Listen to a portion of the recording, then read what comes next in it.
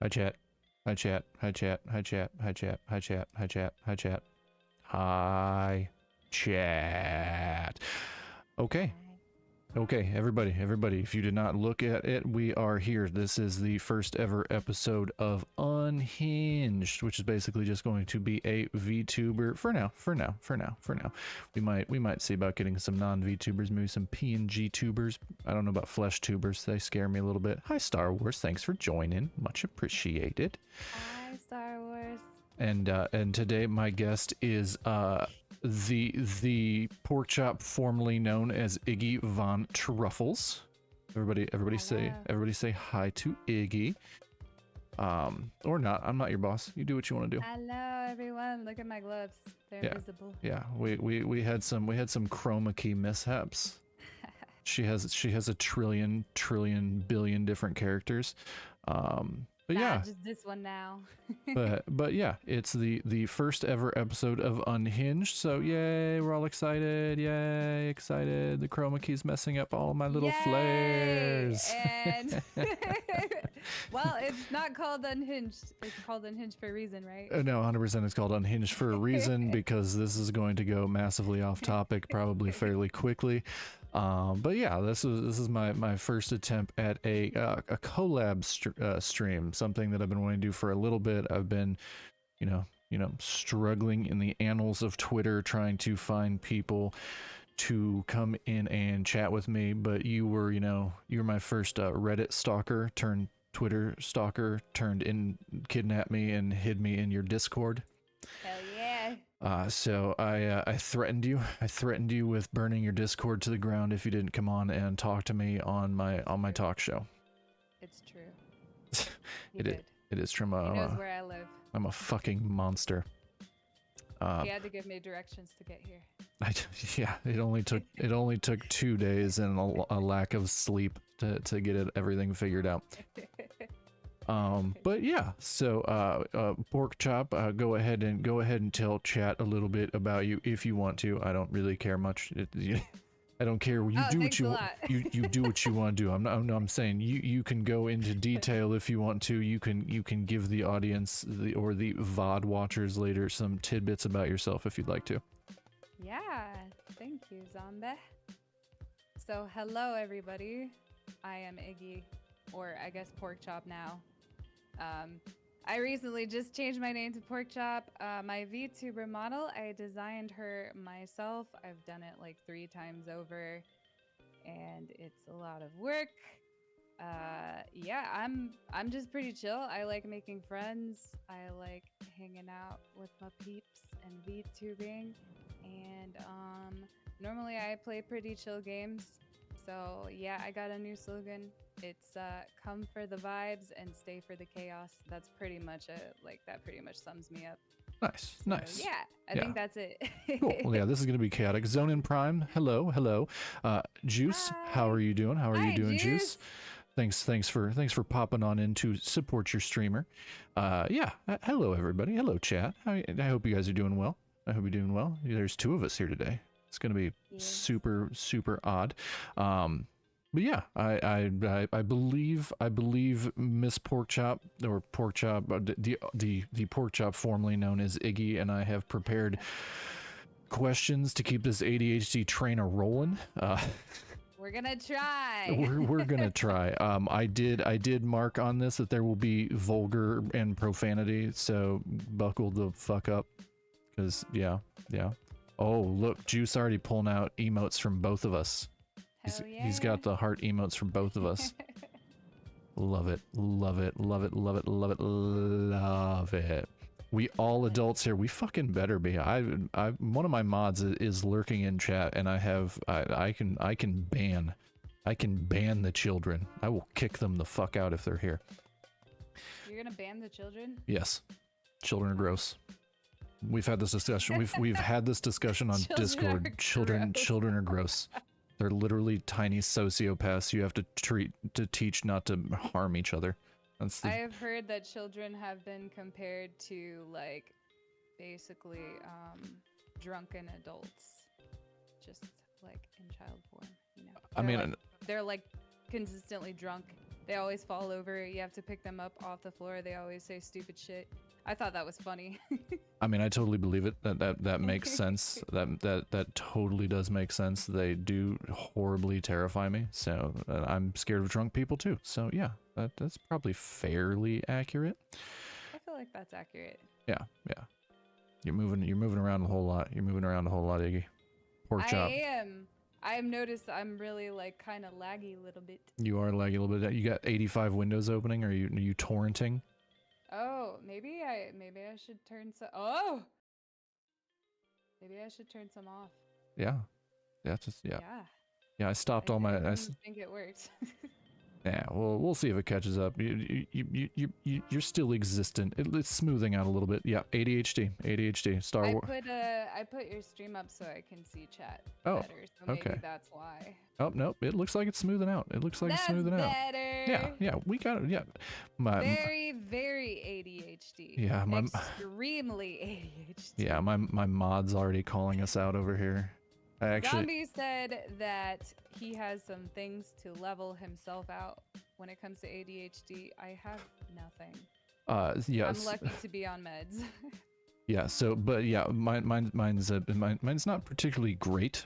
My leveling is the fact that I also have clinical depression and OCD. So, if yeah, yay! Sounds so fun. Oh, it's a fucking blast. But basically, if I'm not doing something that my brain deems as productive, my obtrusive thoughts will tell me I'm a gigantic piece of shit. So it's not great. It's not great, but you know, that's Obama. That's literally how I keep myself on track. I also have a copious amount of lists. My mod is throwing emotes at us and they're bouncing around. I need to change. Hi, Bex. You are not a queen. Hello. Gigantic piece of shit. Bex is absolutely wonderful. Bex is one of my other mods. Bex actually gifted you a sub. We share the same brain clicks then. Well, I'm glad. What? Yeah, you have a sub to my channel. Thank you for the sub, Vex. I appreciate it. Wait, did I say Vex? I meant Bex. Bex. B-E-X. I have a YouTuber friend named, or a VTuber friend named Vex. That's not the same person. I don't. That's Nyx. You're just making shit. Just making shit up. Yeah. No. Well, I'm glad to see that we have so many other people in the chat that that have the same brain deficiencies that we do. We'll all band together and conquer the world when we can focus. Hello, people of ADHD. Oh, Z is. Sit in a circle and stay distracted for hours and have food. Z is here lurking beside me. Okay, that's Zombie Girl. That's my other mod. Hi, Z. Hello. Zonin, hi, everybody. Zonin Prime actually asked Vex who. Oh. You got your hand. I went surprised. Hello. Pork chop, what are you doing? It's broken. Okay. Hi, Zombie Girl. Bex. You guys like my invisible gloves. Bex is going to be lurking, and she is not on YT. It wouldn't be us if we didn't have a little bit of scuff, but it's the most minimal amount of scuff I've had lately, so I'm pretty fucking pumped about that. Actually, gotta have scuff. Every stream. My streams kept crashing, and I actually had to have a IRL buddy bring me a super long Ethernet cord just to hardline my computer in. Yeah, you did tell me that. I remember. Yeah. That sucks. Oh, massively. It was absolutely terrible. But yeah, one day, all of us brain people, we're gonna conquer the planet once we can, figure out how to focus. People. Yeah, brain people. It's my way of not insulting anybody with mental disorders like me. Okay. This is Pork Chop. This is why I said we need to have a list of questions. This is why I did this. This is to help. I mean, we're just doing the intro now. It's all good. Your peeps are here for you. Yeah, and we got Juice hanging out. That's one of your peeps, because that's the first time chatter in here. So that's one of yours. Juice. You got the juice. got to juice. Oh, oh, Buckfoy. Oh, thanks so much for following. Hey, Buckfoy. Thanks so much for Juice following. is, I mean, Buckfoy is also one of mine. Yep. Hello, Buckfoy. I believe that's. You like my invisible gloves? I believe that's why they referred to you as goddess. I don't think anybody's ever called me goddess. I mean, one day maybe. One day. One day. One day. We'll have to put you in a dress. One day. One day. Yes. Shout I out. tagged all my Instagram and Twitter and stuff like that with hashtag waifu, and I was like, you know what, zombie, you're a waifu today. One day, one day I'm gonna start a makeship. I'm gonna have myself be a stuffed animal, and it's gonna be a collectible waifu. One day. Star Wars, thank you for shouting out Buckfoy. I appreciate that. Thanks for the shout outs. It's always appreciated. Yeah, and yeah, yay. Oh, I misclicked. Watch what happens when I go yay. Yay! Cuts her goddamn hands off. To keep me safe, chat. It's to keep me safe. She will try and strangle me. We put her in an invisible box. This box keeps me safe. I'm also flirtatious and handsy. Yeah. No hand stuff under the table. No, I have to maintain. Under the table? Yeah, I have to maintain. I am a woman of class. I on Twitch. I have to maintain my cleanliness. I have to maintain. I need to be able to be married someday. He's a pure virgin boy. Yeah, don't tell lies to people. I don't even know if that's true. Don't, yeah, don't tell lies to people. I'm happily divorced. He's a sweet, innocent bird. So am I, actually. Yeah. Fun fact. We're already. Look at me being we're already. glitchy. It's okay. We're already learning. We're already learning. Okay, but yeah, this is God, such a long fucking intro. But yeah, this is Unhinged. This is. I'm hoping this becomes a new segment on my channel. I'm going to try and get other unhinged VTubers in here to interview and customize the set appropriately. As you can see in front of me, I have my my little gun emote on my coffee cup. Even though I don't drink coffee. And I have my little chibi figure in front of me. I like him. He's cool. And over in front of Porkchop, we've got her little what's your mascot's name again, Porkchop? Sebastian. It's yep. Sebastian. Yep, we have a little Sebastian moniker on her coffee cup. And then he's got piercings like me and ripped ears like me also. He's a violent beast, chat. He's a violent beast. He's a punk. Okay. I don't know any punks with ripped ears. Well, when you're a piggy and you're a punk piggy, you have ripped ears. I learn something new every day. Unless you're like, was it Van Gogh who cut his ear off and mailed it to somebody? Yes, it was. Not a punk. Yes, the original punk. The artist, the original punk, he cut his ear off.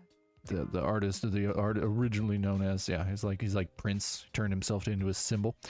But yeah. So yeah, this is already gone off the tangent. We've been going for 15 minutes. We've not gotten to a single question. But hell yeah, unhinged. But it's good. It's fine. It's fine. It's fine. Yeah. We're partying. We're chilling. We're enjoying the vibes. We're just chatting. This is true. I did classify this under the just chatting channel category. That's what we doing. That is what we doing. But yeah, I like. Yup. But I do want to say thank you to everybody who's joined us, for the follows, for the chats. I do appreciate the chats. Eventually, if you want, we might open up a chat for questions for either one of us. As long as we're not doxing each other, I think that'll be safe. But yeah, I'm just gonna go. He's Obama. Let's be real. Marshall, where are my Newports? I think this is my favorite thing that Zombie does. Is his Obama. I don't even do it on purpose. It's literally my brain trying to catch up with my mouth. It's so funny. I love it. It's words and stuff and things. Oh, good. Thanks, Saribot. Hopefully that was spam. It's probably somebody trying to sell me viewers. I don't need them. Those are fun. Yeah, it's Saribot does a pretty good job. That's why I don't get bot rated. But yeah, so I'm gonna start. I'm gonna start. What inspired you to be a VTuber? Oh God. Yeah, yeah. I'm going deep. I'm going deep for the first question. You know what's really funny is so backstory. I'll try to do the TLDR version, Yeah, whatever but works. I was an IRL streamer and I would watch like on my Twitch, and I had a lot more followers, but I would watch on my Twitch these VTuber girls come up, and I would be like, "Oh my God, they are so cute! I love that. That's so awesome." But I didn't really like know much about it, and there was like a certain point where things weren't really going well, and I was kind of depressed, and I was like, really self-conscious about my weight. So I was like, you know what? Fuck it. If I can't be hot, if I can't feel hot, I'm gonna be a hot anime girl. And then I just like did the research, and I pretty much did it. And then things were not really going well with my old channel, and I was having like an identity crisis.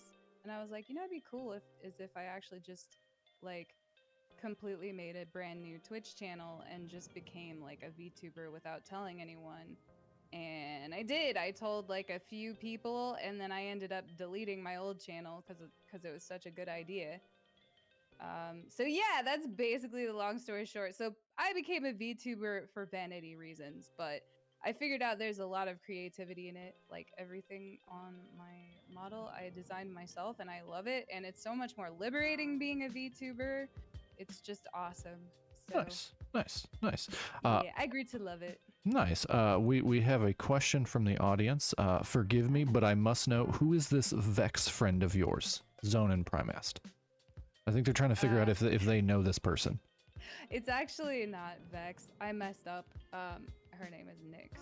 I Nyx. just for some reason I blinked out on it. Okay. Okay. Yeah. No worries. No worries. I'm paying attention to chat so we can you know this is why I invited you to my channel. I'm gonna take care of all of the administrative shiz over on this end. But yeah. So yeah, you started for, I wouldn't say that's for vanity reasons. I mean, if you enjoy streaming, if you enjoy connecting with chat, no worries, Zonin. No worries. I just wanted to get your question answered so you weren't over there pondering.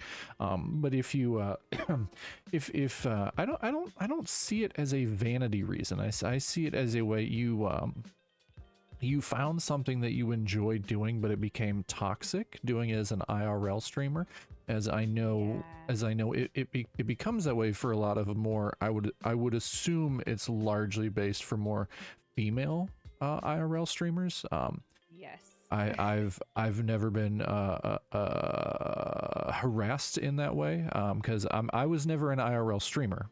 I have made IRL. I have made videos of myself on the YouTubes. Don't look it up. Don't look it up. They're not great. I'm gonna go find it. No. But it was one, well, like you said, it was something I was not really comfortable with. I mean, I've been told that I'm attractive, I guess. I don't believe it. People are just trying to be nice to me. But you know, we get that body dysmorphia thing, that whole you add that to OCD and depression, and it's just a conflagration of not fun things. So honestly, I kind of started being a VTuber for a similar reason. You know, I enjoy being a content creator. I enjoy doing things of that nature. And in real life, I'm super socially awkward and just bad at it. That's the thing I love about VTubing is like all of my friends who are a little bit more introverted can get like I was thinking about all the reasons that VTubing was cool, and that was one of the reasons is like people who are like maybe not comfortable in social situations get practice with like talking to other people and being themselves and stuff like that. I think that's really cool. Yeah, well, I mean, a large portion of mine is actually a VTuber that you and I have talked about multiple times, Iron Mouse. Yes. Iron like she was not my first foray into VTubing. I think Fillion was the one that I kind of got bombarded with, Ooh, there's scrolling. some drama going on with her right now. I don't know if you know about it, but Is we it can talk about about that later. is it about her merch? Yeah, Yeah, yeah, you that's know all been, already. yeah, that's all been figured out. Yeah, Reddit's been talking about that. Yeah, it all basically, yeah, it's more or less figured out. There's actually even more drama with if you go into the depths of the talent agency she works for and the fact that it's kind of not existent. But that's yeah, that's a whole other big wormhole. But Iron Mouse, I started. Fillion was my first foray, seeing her do wonky shit on Instagram Reels, and I was sitting there going, "This is really interesting," but I'd never really messed with Twitch because I'm a little bit older, and it was something that kind of just passed me by.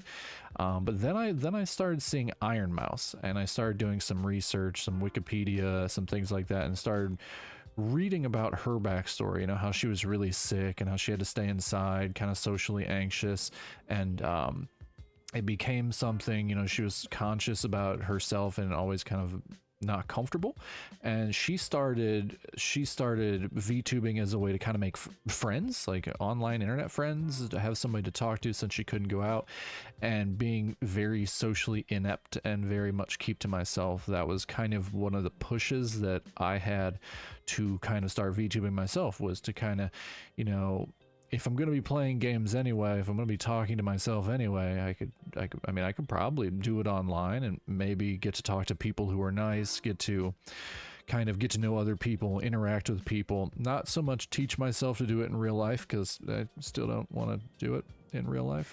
But to be able to talk to, you know, if I start up a stream and I've got 2 or 3 people, because I don't really care about the numbers. Hell, if I have one person in my chat, I will talk to them the entire time I'm streaming. I've done it. I've fucking I done think it. that's really important because I think I get caught up in like, oh no, like I don't have that many viewers. I had to like when I first started streaming, or when I was streaming for a while and then I took a long hiatus and then became uh Iggy, or pork chop basically. I had to turn off the viewer count because I was obsessed with looking at it, and it made such a huge difference. Because if you have one person in your chat and you're so obsessed with the fact that you don't have many viewers, that one person, they all add up over time. If they feel like they're getting ignored, they're just gonna leave. So you just lost another viewer. So it adds up. It's important. Oh yeah, see, I do leave my viewer count on. I know it's not exactly accurate, but I mean, it's one of those things, like if I really want to know how many people are watching me, I just ask my mods. But it's I don't see it as, I don't look at it and go, this is my worth, this is my value. That was a big separation for me, because there have been a couple streams where I'm sitting there, I'm like, there's nobody in here, you know, I'm kind of bummed out. But those were also on days where I was having, you know, as they say, a bad mental health day. But there have been days where I'll stream and I'm in a pretty good mood overall, and nobody's in there, and I'm like, man, it's fine. It's not a big deal. I was going to be playing a game anyway. What is it to open up my Warudo, open up my OBS? I was already going to play the game. I might as well just sit here, talk to myself. If anybody, you know, sees the VOD or happens to pop in, cool. Not a big deal. This is not my value. This is, you know, it is something that I want to do anyway. Right. So it definitely does become a thing that I think a lot of people do hinge on a little bit more than they should. And this is also, if you go through like the VTuber subreddits or the streamer subreddits in general, a lot of them also say the same thing is, don't get caught up in your viewer count, because it's just it's not what makes you you. You need to be comfortable with you. And that's, you know, that's kind of still like we were talking about earlier on Discord, what I'm trying to figure out, and why I'm trying new things, like the, you know, why I rented the super expensive set that we're standing on right now, why I flew you all the way out here. And what we're doing, we're trying to figure out exactly, you know, what works, what works for our personality types, what works for us, what's, you know, what's entertaining, what do people like to see, yeah, all around shit like that. Yeah, I love that. I think you come up with some really cool ways to stream. Like, I would have to say, of all the new streamers that I've visited over the years, I think that you took to streaming really fast, and that's super cool. I really appreciate that. Is actually my mod, Star Wars Minion, is also a streamer, a flesh stream. Oh, Star Wars! I need to follow you. I don't know if I have yet. Maybe I have not. Yeah. She's actually a streamer as well. I do know her IRL. We work together. And when find her, she's super cool. She plays a lot of DayZ. She actually does she an IRL streamer? Yes. Oh. Yes. Yeah, I was actually she was Arena? on. Yes. Oh, cool. I'm gonna. Oh wait, I think I was already following her. I just haven't seen. I don't think I've seen a stream from her yet. She took a bunch of time off, but the other day we weren't allowed to work because the power at work was out, so we got sent home early. I ended up doing a short stream. I was streaming for a couple hours playing House Flipper because man, I wish that would happen at my work. yeah, but we don't get paid for it, so that kind of sucked. Yeah. Because I had gotten home from work and I had done a couple hours stream of House Flipper because I've got to get my I've got to prove to the ladies that I would be a good house husband. So I was cleaning the houses. What's the anime equivalent of waifu but for males? Husbando. That's what I thought. That Yes, one's kind husbando. of dumb. We need a different name. Husfu. Husfu sounds like a kung fu move. Husbu. Husbu. I would like to be a husbu. Husbu. I like husbu. Apartment It's husband. husbu from now on. Okay, husbu. Husbu. But I was I streamed that for a couple hours, and then I saw she actually went live because she doesn't stream that often. She took some time off and was doing stuff in life stuff. And she popped back on, and I'm like, all right, I'm gonna raid over to her. I'm gonna end my stream now, raided over, and actually booted up the game, joined her in Discord, and she helped me not die because I'm not good at survival games. She helped me not die. Oh, is it a survival game? I thought it was like an actual, like you were a real estate agent flipping houses. Oh no, that's House Flipper. She was playing DayZ. I went over to her game. No, I'm good at House Flipper. My brain hasn't switched categories yet. No, I'm good at House Flipper. I clean those houses real good. I clean them real good. I get all the dirt. Oh, you're a good hubbu. I try and be a good hubbu. We're gonna snooze the ad break real quick. We're gonna snooze it, so we can keep going. It'll pop up, but I'll warn everybody before we get an ad break. Okay, so we're going to move on to a Juice. Juice has a question about VTubing. So I have met quite a few VTubers, including you two. Yes, you have met us. A couple people that I talked to said to me to invest in designing VTuber models. What software would you guys prefer, and how much time and effort does it take to make a model? Okay, so I'm gonna do a quick answer based on my limited amount of knowledge, and then we're gonna kick it over to Pork Chop.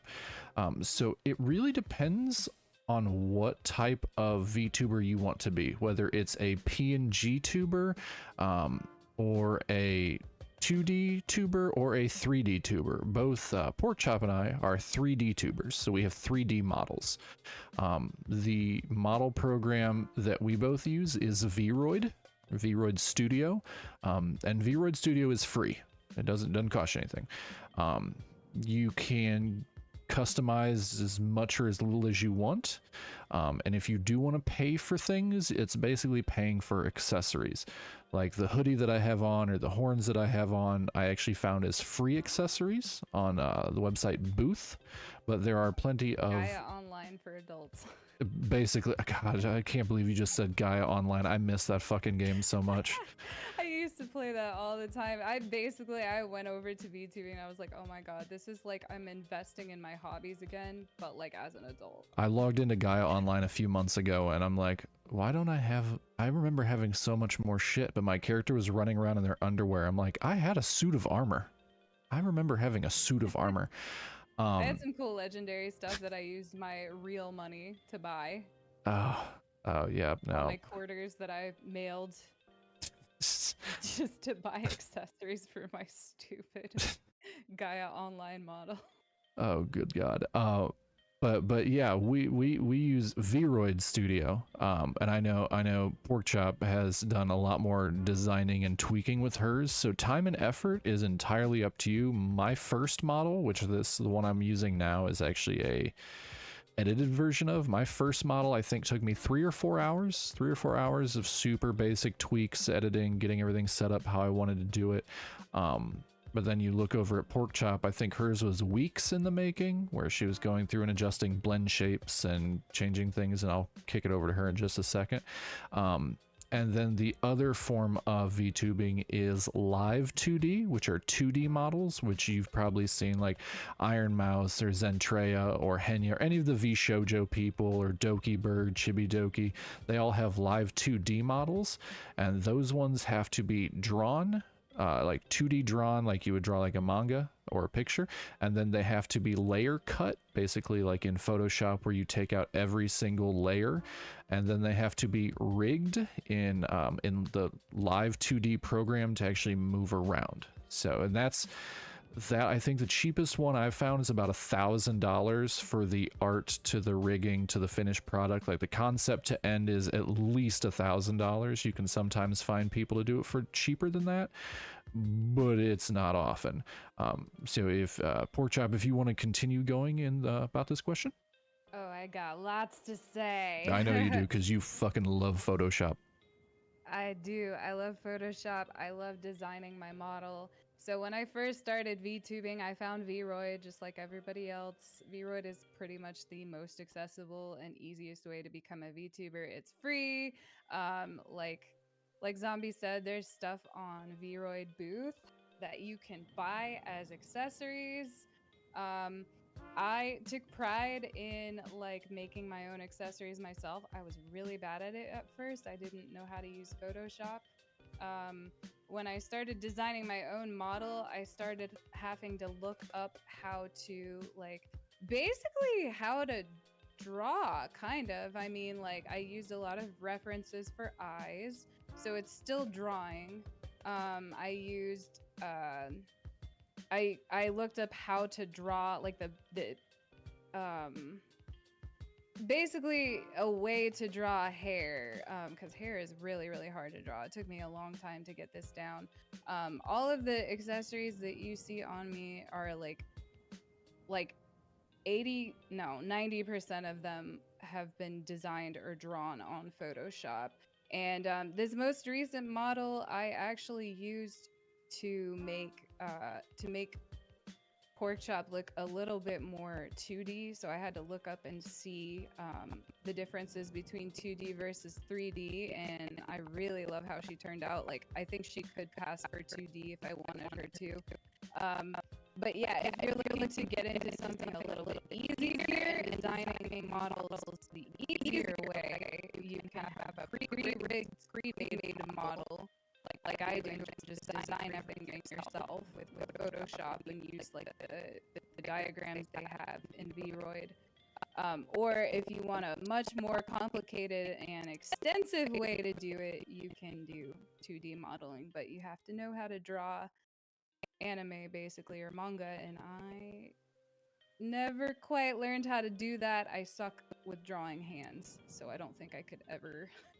Yeah, and hands would be my downfall, I think. yeah, and even just drawing them is not the full extent of it, because you also have to slice the layers out. So you not only yes, I've seen people do that. I'm like, I don't know how the hell they do that. Like I would lose my mind. Yeah, it's basically you have to be able to digitally draw.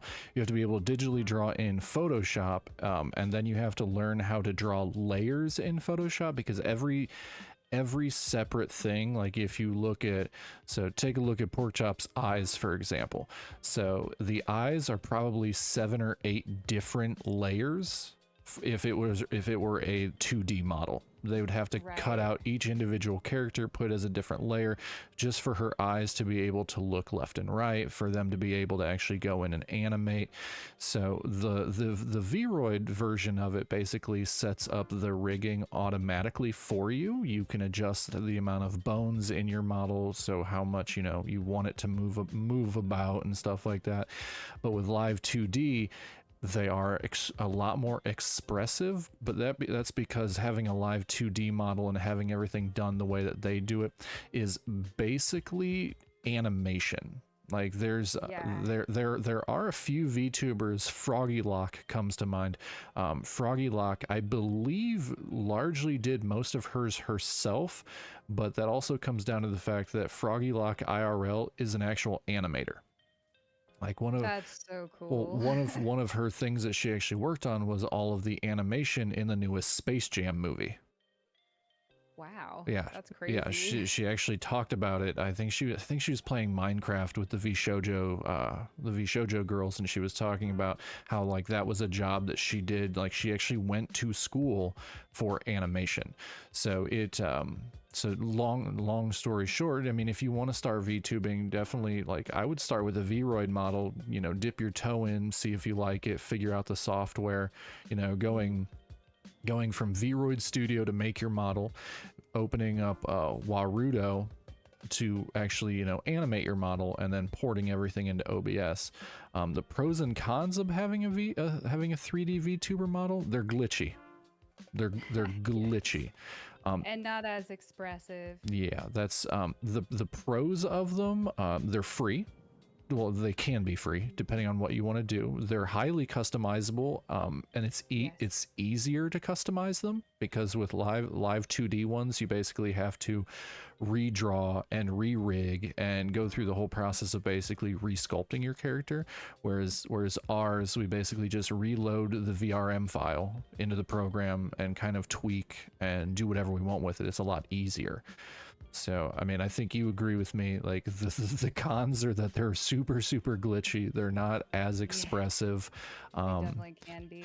Yeah, and there's not as much tech support for them. Like live 2D for the 2D models is a program that is constantly like VTube. I think it's VTube Studio is their Warudo, has a whole community behind it that constantly works to troubleshoot. We don't really have that. We've got some discords or some Yeah, you got subreddits. to figure it out yourself. Yeah, That's a good point. That's a good point. yeah, but Can I add? yeah, I go will ahead, go add to ahead. that when you're done. I So was just gonna say the only other thing is the pros and cons cost. yes, that's actually what I was gonna say. Yeah. As well as the cost of 2D models is much more expensive, and you have to rely on someone else, which is not always great because there are people who scam, there are people who rip off AI artists. So when you make your own model, you're not ever gonna really have to deal with that. The 3D community like Vroid and stuff, they make their own resources. I will say though, if you want to design 3D models, there's a market for it. Like on Vroid Booth, I've been thinking about doing that myself, like making some cute models and putting them up for sale. But I will also say, you can definitely be more expressive with your 3D model. There is a thing that you can buy on Vroid Booth. It's called Hana Tools, and it gives a bunch of different blend shapes for your mouth and your eyes and your eyebrows. So if I like, mm, mm, I can move my mouth around. I'm a lot more expressive when I smile. She smiles. And then it also has to do with the program as well. So like I started out using VC Face, and it makes them very like angular and kind of boxy. Like I look like a barrel floating in water. And then I switched over to Warudo. So programs make a difference as well. And then you can also adapt your art style to make it look more 2D, which is what I did as well. I had to figure it out. And there's all kinds of tutorials on how to do stuff like that. So I'm actually finding out, and then I'm probably gonna end up making my own toggles pretty soon. I'm actually finding out that like I don't know that I even really need a 2D model at this point because I'm really, really satisfied with how Pork Chop turned out. So, anyways, for those of you who want to like step up your game, there's all sorts of tutorials and there's all sorts of ways that you can make your 3D model more expressive. And that's kind of a long-winded what I was gonna say. I mean, you're fine. I was just letting you go because we have an ad break in 50 seconds. So I was like, you can do it. You can be long-winded. You can talk for the remainder of this 45 seconds. But yeah, Juice. Hopefully that kind of answers your questions about that. But I mean, yeah, I mean, it's not difficult to get into. You can put as much time and effort and money into it as you want or as little as you want. It's totally up to you, which is kind of why it is such a freeing thing. Is you don't really have to dump a whole bunch of money into it, and a lot of people recommend not doing it because you never know. You honestly might not like it, or you might, and then you might want to invest into it and build yourself up to be the next Iron Mouse. But we have an ad break in 5, 4, 3, 2, and 1. No, not a problem at all, Juice. I don't even know if you're still there because I don't know if the ad break actually toggled properly. The ad breaks on my channel are super weird. I get a countdown for it, but then I also have a bot tell me when they start, and the bot hasn't triggered yet, so we're just going to keep talking. We're going to talk anyway, so it's not a big deal. I also want to say, even though there's an ad break, that I bought a Udemy course on how to rig. Oh, nice. So I'm not necessarily going to worry about the 2D stuff, but I'm going to, at some point in the future, learn how to use Blender so that I can make Pork Chop even more expressive than she already is. Oh, God, have fun with Blender. Blender's a goddamn nightmare. I've already had to work with Unity, and it's a fucking nightmare. So if I could work with Unity, surely I could work with Blender. Blender. One of these days, she's gonna have a tail. Yep. It's gonna be awesome. I haven't figured out how to rig a tail yet, so that's the only reason she doesn't have one. Nice. Okay, yeah, our ad break just started. They'll be back in 1minute and 18 seconds for the people that don't have turbo or subbed or yeah. But no, I mean. It's yeah, this is one of the, no, I work with a guy that uses Blender, and I asked him about it. I said, how easy is Blender? And he looked at me just silently and he goes, it's not easy. It's not. it's not easy at all. But I mean, it's just one of those things. Like I went into VTubing having zero knowledge of OBS, having zero knowledge of any of this, and you know, I took all of my random little tidbits of graphical art stuff, and you know, it's nothing fancy. Like, yeah, I made this table and everything on it and a set and all that, but I mean, it all comes down to how much effort you want to put into it, the look. Yeah, the look that you're going for. The look that you're going for is probably one of the biggest things. Like, yeah, definitely. Yeah, it's all a labor of love when you get down to it. But the internet, thankfully, the internet has, you know, tons of resources. Like this entire table is all royalty-free PNGs for the microphone, for the table, for the coffee mugs, for the little pig. Everything else on here, PNGs. Like your Sebastian is your PNG. My little emote, I made all my emotes. My little chibi character, I made him. I made my emotes, and my what's his name? Sebastian is actually mine. He's like original. Yeah. So it's one of those things. If you put as much time as you put into it, you know. Another reason why I got into VTubing, another resourcefulness. Exactly, like another reason that I got into VTubing was because it kind of merged a bunch of my different hobbies together. Like I mine too. Yeah, like all of the songs on all of my sign. I don't know if anybody can hear the song playing in the background right now, because there is one. It's just tuned very, very low. But all of the songs that I use for all my scenes, all my slides, I made all of them.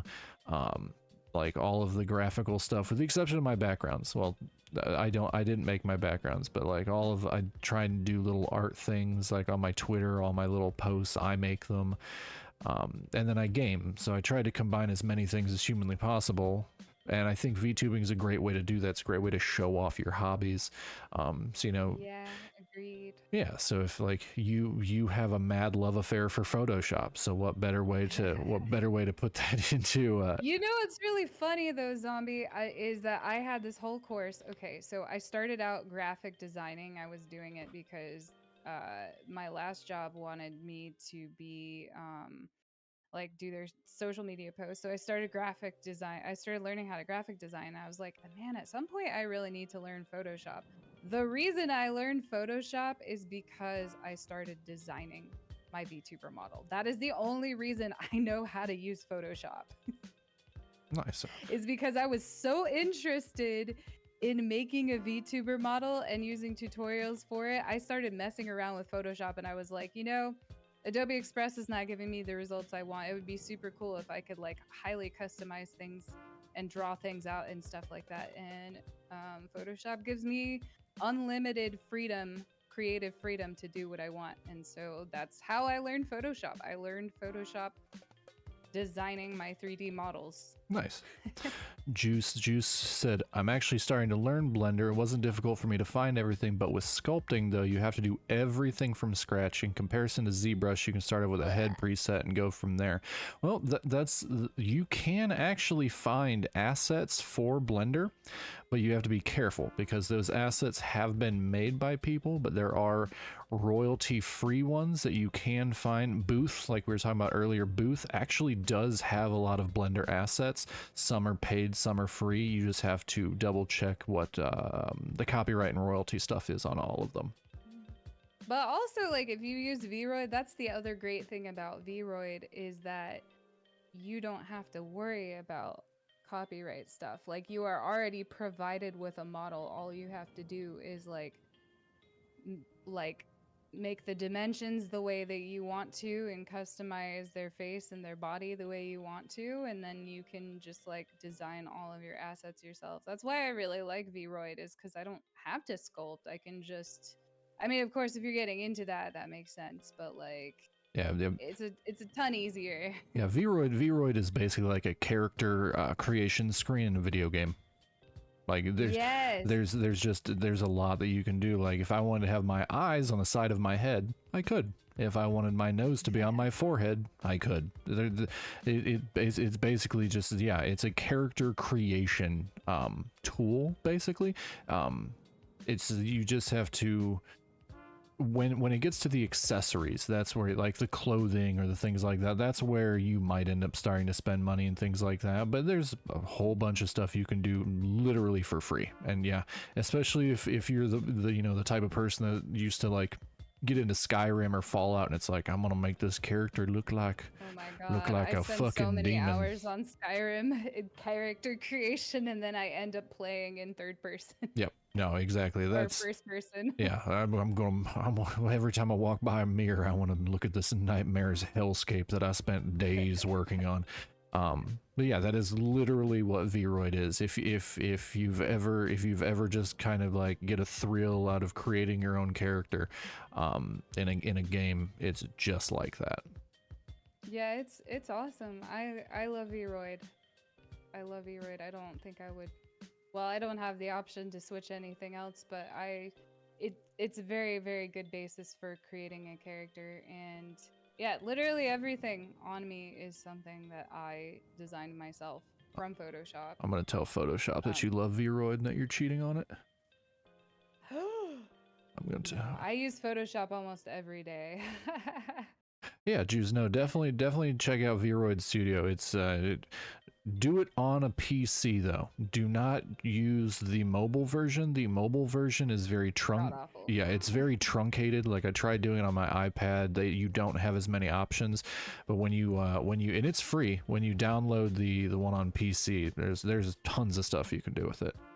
The only thing I wish is that because I don't have a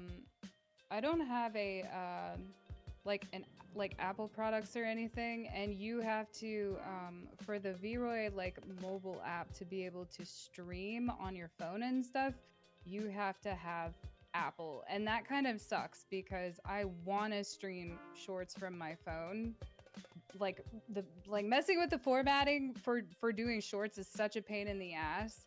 I would give anything to have an Apple phone just to fucking use Vroid, but I can't. So I mean, kind of stuck this you, way. you can do it on Android. There are apps for it. Oh, wait, really? Yes. I didn't know there were options that extended past Vroid. That's cool. We're gonna have to talk about that later. Yeah, they've pushed into Android. It used to be Apple, but I believe now there are some for Android. Ooh. Plus, I mean, yeah.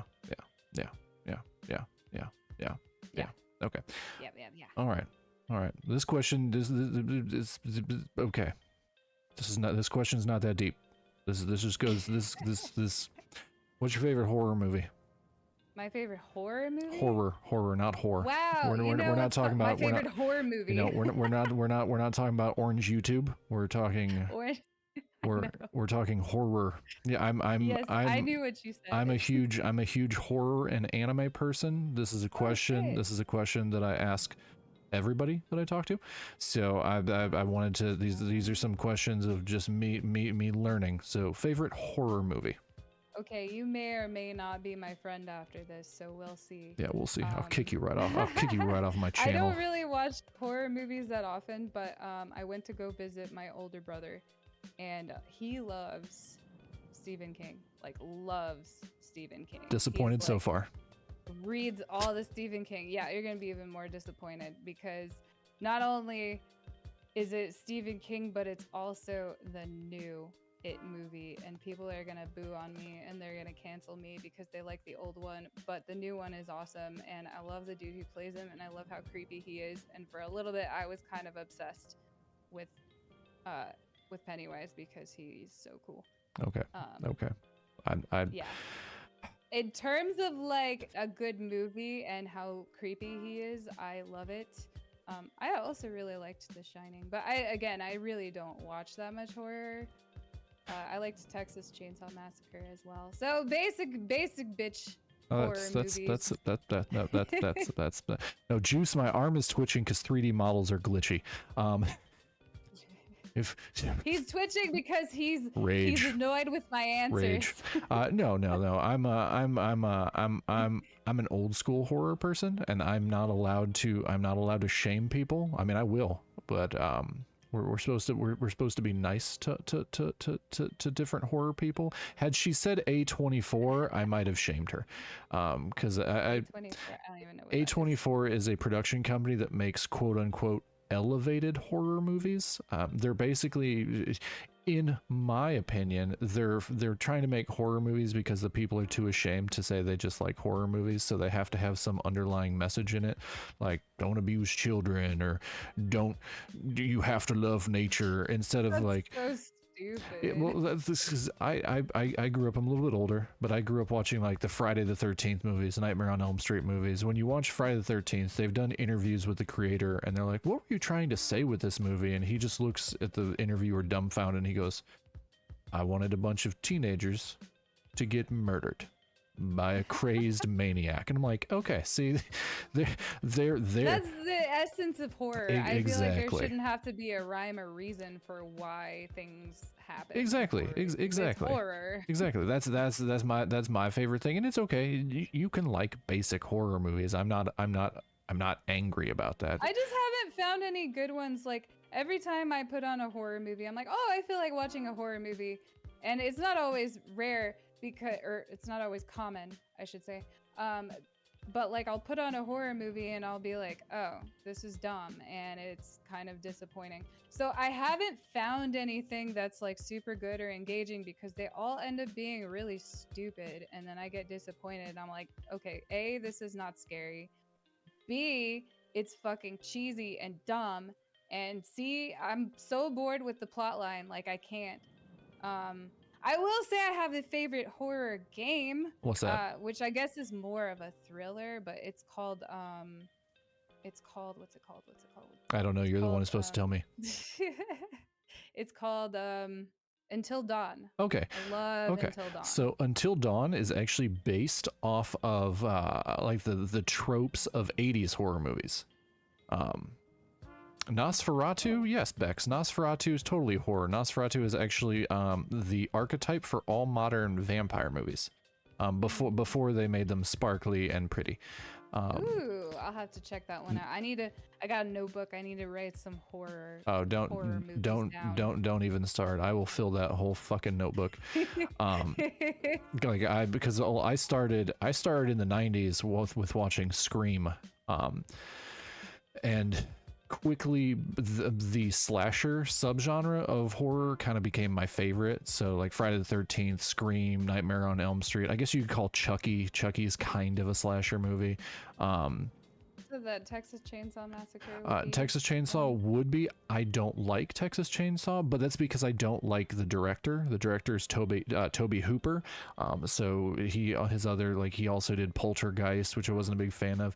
He usually makes. Oh, I liked Poltergeist. I watched it as a kid. Yeah. No, that's a completely normal thing. I don't like Toby Hooper. Toby Hooper to me makes all of his characters psychopaths.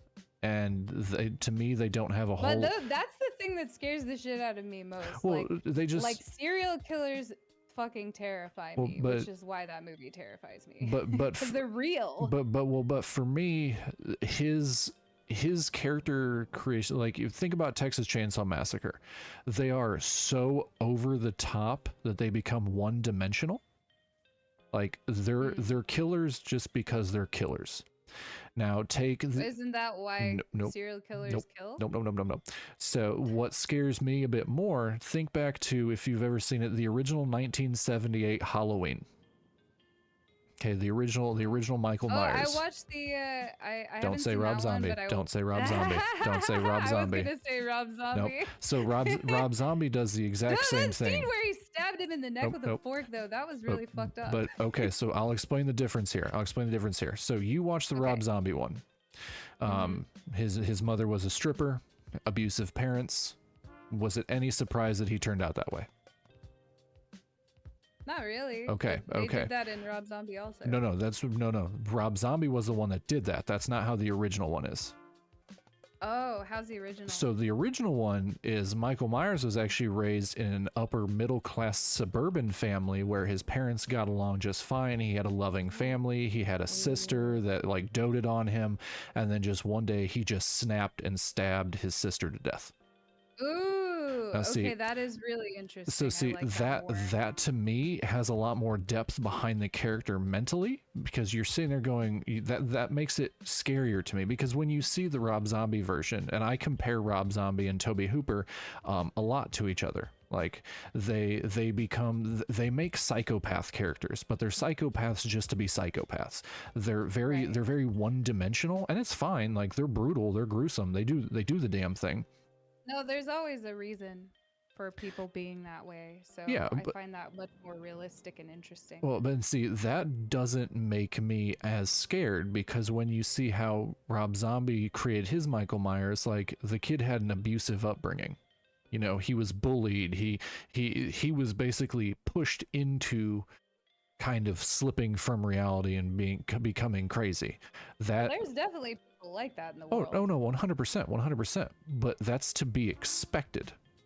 What you don't expect is like I said, the 1978 one where he has a loving family. Everything like American Psycho.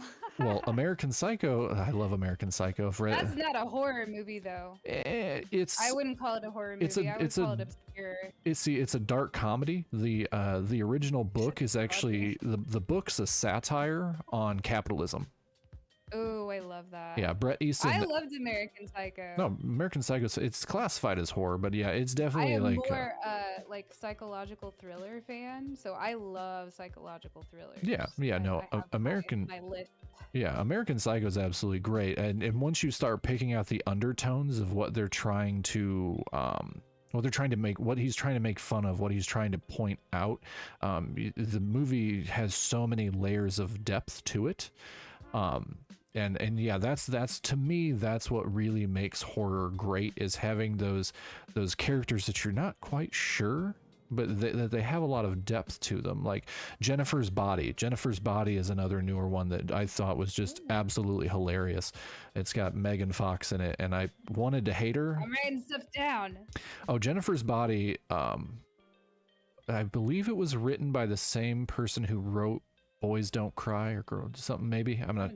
Dakota. It was Dakota something. Dakota. She's super fantastic. No, not Dakota Fanning. Totally Dakota, I know. No, but Jennifer's Body was absolutely great. Basically, you'll just have to see it. It's fantastic. It's super duper funny. It's not see, most horror movies that I like aren't particularly scary. I like the cheesy ones. I like the ones that are just gory to be gory, because it's super duper fun. Because I went and watched Evil Dead in theaters, the technically quote new one, when it came out, and I was like, this is the dumbest thing I've ever seen in my life. I was sorely disappointed. See, I've heard good things about it. I own it, but I've yet to watch it. I do love the original Evil Dead. You can't get your arm cut off, right? You can't get your arm cut off. Look at the monster while you're in like severe, excruciating pain, and look over at the bad guy or whatever and be like, fuck you. That's so stupid. You're not gonna do that if your arm is cut off. Okay, so see, that's the thing. Yes, Bex, Killer Clowns from Outer Space. Killer Clowns from Outer Space is an amazing movie. So no way, seriously? Oh yeah, it's super cheesy 80s horror. It's great. But so I watched speaking of horrors, that reminded me I love of, Sleepaway Camp, Bex. What's the dude? What you're gonna know exactly what I'm talking about because I watched it. Someone showed it to me in Discord. It's a dude and he's got like nails all over his head. Hellraiser.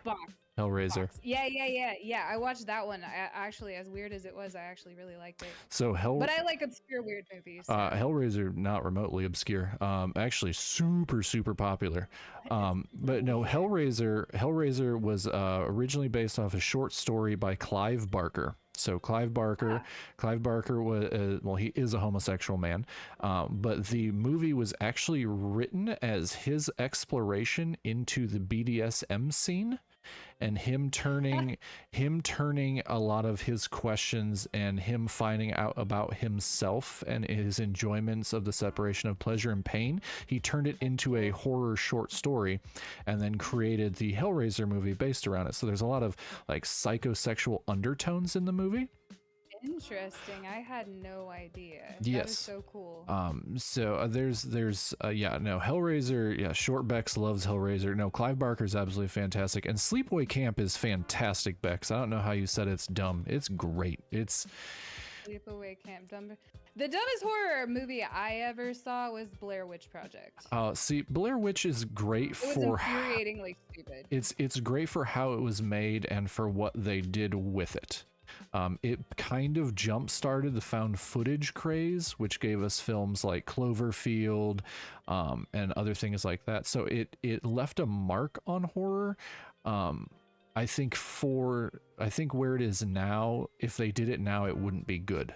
When it came out, great, because it was at the early stages of the internet where people could throw up a website and be like, this shit's real. This is real. I watched it and I was like, this is so like even I don't know, it's just stupid. But yeah, I see what you're saying though. I see what you're saying. Sorry, I didn't mean to cut you off. No. Go ahead. You're fine. Here's the thing with horror and why I say that you have to, with old horror, with 80s and 90s horror especially, you have to separate. You have to go, everything's fair game. Like, he's going to get his arm cut off and he's going to look at the monster and he's going to yell at him. That's fine. We understand that that's going to happen. Because otherwise, if you're trying to hold all horror movies to like the drama standards or the realism standards, you're going to miss out on the fun that you're having. Like for me, like especially in Jason Takes Manhattan, which is not a very good Friday the 13th movie. At one point, Jason uppercuts a guy and it tears the guy's head off, and the guy's head flies through the air and lands on a building. In the same through the air with Yeah. the greatest of Yeah, you. exactly. And the same thing happens in Killer Clowns from Outer Space. They literally punt a guy's head off into a trash can. It's something that 100% could never happen. It's not feasibly possible, but it's super duper entertaining, and that's what why I say I don't like A24. I don't like elevated horror. It's because people who make elevated horror want you to not suspend that disbelief. That's why they attach the thing, like the movie Midsummer. Like, you want to see this girl slowly lose her grip on reality and all these other things, and you're making it so hyper realistic that you're almost attacking your audience. You're almost emotionally and mentally attacking your audience. And I don't know though. I like stuff like that though, because like I like anything with a good story, and I like anything that where people are going through shit. That's why I love psychological thrillers, because there is definitely a suspension of disbelief in psychological thrillers, but it also adds the realism of like being mentally unstable, which I have been before oh and yeah, can kind of relate to. So like it's sort of like a what would you do type situation if your mind was in relapse, and that's kind of terrifying in itself, you know. see, I guess that therein lies the difference between, like I said, I like the cheesy old horror because for me it's a fun time. Like the Nightmare on Elm Street, like, he's just going after them kids. He's just gonna kill them kids in their dreams. Welcome to prime time, bitch. Like, that's just what he's gonna do. They don't give you those undertones of abuse or mental trauma or things like that. Like, don't get me wrong, as he progressed, they did kind of throw in some scenes like that. There's good story, man. You just need to suck it. The bad dialogue is what's good, Bex. The bad dialogue is what's See, good. but I don't like that. I don't like bad acting. I don't like bad dialogue, and I need something with a story. I'm very, very picky about the kind of movies I watch. I can't watch bad dialogue. I can't watch bad acting. Like, the actors have to be good, the story has to be good. There could be things that are cheesy here and there. I accept that. One of my favorite animes is Devilman Crybaby, and that is so cheesy at times and stupidly unrealistic with the violence. It's supposed to be. See, but I love it. I love Devilman Crybaby. You get past those first 3 episodes, and it's a really good anime. You just have to. So yes, there are some things that I will suck it up. well, see, and that's, for. I agree with Bex's point. She said it's campy, which is true. When Campy. when you go back to the old horror, they were trying to startle the audience. It wasn't necessarily about like scaring people. Every generation keeps trying to raise the bar. Like, they're like, we got to make people have heart attacks. I want to see urine in them seats. But you go back to like the 80s and 90s, like, they just wanted to be gory. They just wanted to kill off some archetype kids. And you will eventually find that there is a healthy middle ground. And if you haven't seen it, Porkchop, check out Cabin in the Woods. Oh, I watched it. See, I watched my brother showed it to me. He really loved it. I spaced out during the whole thing and couldn't stand it. I hated it. I hated every second of it. I was like, I don't understand how you love this so much. so I could not stand it. So Cabin in the Woods, I think it's enjoyed more by people who are kind of ultra horror nerds. That's a newer one, right? It is a The newer one. where they're like basically the college kids go to a cabin, obviously, and they're like test subjects for people that are watching them and controlling Okay, so they're not them in the they're situations, right? so no. The right Unless that's something else. No, it is But I'm it pretty is sure it was Cabin in the no, Woods. it is the right movie, but I think if you zoned out during it, I think you missed the story I part couldn't that you're gonna help want it. The acting was terrible. on The purpose. story was terrible. On purpose. I couldn't watch it. Okay. I couldn't watch it though. So I found it incredibly boring. That's why I spaced it out. I didn't like it at all. okay, so the basic premise of it, okay, old 80s horror movies have archetypal characters, right? So if you turn on an 80s horror movie, you're going to always see a jock. You're going to see a ditzy airhead popular girl. You're going to see a stoner, and you're going to The see stoner was my favorite part of that whole entire movie. He was the best part of that movie. and you're going to see like the pure virginal girl. But I mean, I love Until Dawn, and I fucking, there are points at time where the characters absolutely infuriated me because I was like, they are so dumb and bitchy and they're mean to each other. But I fell in love with that game. It's like one of my favorite all-time games. I love Until Dawn, and I think there just has to be an element of, there was something that Cabin in the Woods I felt like was missing for me, but again, all of my interests fall more into the thriller. Yeah, and I think thriller is a little bit different than horror. No, it definitely is. So, but here's the thing: you're supposed to hate those characters. You're supposed to hate every single one of those characters. After a while, you start to love them. Like at the end of the game, I really loved Matt as much as dumb as I thought he was. Oh no! I mean, in the movies, you're supposed to hate every character with the exception of the pure virginal girl. She will be known as the final girl.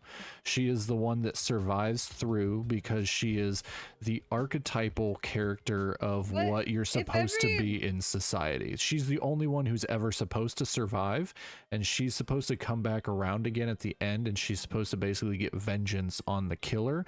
But you're supposed to hate every other archetype. They're written that way. They're written to be awful because you want to. That's the thing with the old 80s horror movies. They want you to root for the person killing off the people. That's why they write them. That's why they write them as these unhinged jackasses. I don't know. I just like after a certain point, I actually started to like some of the characters from Until Dawn. Like they're all really stupid. The only girl that I wanted to die was that really mean, bitchy one. All the rest of them I liked after a certain point. But like, what was I gonna say? I was gonna say, if every 80s movie is the same trope, then why watch it? Because after a point in time, you already know the virgin girl's gonna survive. Like it's not interesting enough. Oh no, I think that's why I didn't like Cabin in the Woods, is because it was predictable. I don't like things that are predictable. Oh, see, no, they're always meant to be predictable because here's the basic thing: the directors they were all trying to. Oh, we got an ad break. Now we're gonna keep talking. The directors, oh, Bex is here. I'm not watching horror for anything serious. I'm not wanting to have a deep internal look into myself. It's escapism. Exactly. So that's fair, but I have internally looked at myself so many times that I'm pretty much numb to it. Like I'm desensitized to internalizing anything. So like when I watch shit like that, I get enjoyment out of it more than I do anything else. I like the twists and turns. I like the unpredictability. I like at the end of it going like, holy shit, what the fuck just happened? Like, I love that. See, I can't watch things that are predictable. I find them incredibly boring. See, when my life is predictable, it's boring. See, old horror movies for me are like that warm blanket. It's that thing I can turn on, and I want to see the creative kills. I want to see these stupid fucking characters that I absolutely abhor, these jocks that beat me up in high school, these people that paid me no mind, that were just awful towards me. I want to see them just get brutalized in Minecraft. I mean, but why though? We're not in high school anymore. No, like I don't even care. No. It's a very vicarious thing. It's watching these old horror movies is basically it's an escapism thing where you're like, these people are absolutely terrible. These people are just the worst of the worst. And so then you're watching all this stuff. You're seeing the fun kills. You're seeing like in Jason X was absolutely horrible. But the funniest thing ever is when there's a guy in a sleeping bag. Jason picks up the sleeping bag and basically just starts bashing it onto a tree. And it's the most, it's super dumb. It's ridiculous. But my God, it's so fucking funny. Beck says, I'm an only child. I know me internally more than I ever wanted to. Give me someone else to focus on. on. Let me root for the crazy guy that's taken out the stupid jock that is a dick. Exactly. And that's Yeah, that's fair. well, That's fair. I and think it just comes to different tastes because I would rather watch something that makes me think, like how society has turned out and shit. Like I'm a very very deep thinker. I have a lot of thoughts that go on in this brain, and I like to engage those thoughts because it helps.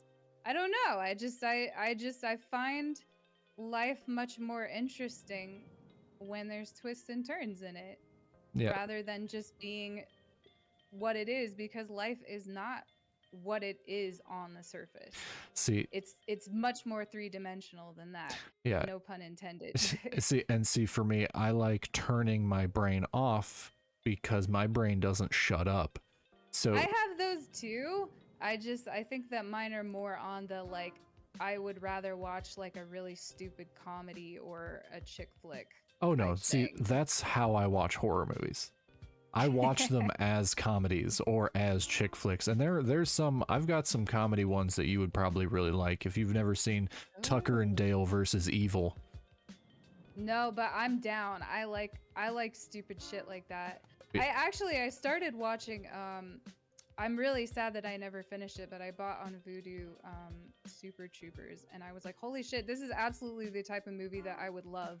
And then I never finished it. So Oh I yeah, need to go back and finish it cuz it was so on point with the type of shit that I love. so Tucker and Dale versus Evil is a horror movie, but it's a horror comedy, and it is set up that way. It is a I straight like up comedy that. movie. I love that. I love comedy. Yeah, that one. I'll make you a list of horror comedies. Yeah, Bex agrees. That's a good one. Oh, Basically, please. basically, the premise of Tucker and Dale versus Evil is Tucker and Dale. There's some good old. Tucker and Dale. There's some good old Southern boys. There's some working class. Oh god, There's I don't know if I need that in my there's life. there's some working class hillbillies, and they saved up all their money to buy themselves a cabin out in the woods, and they're gonna make it their summer home, and they're gonna go out there and they're gonna go fishing.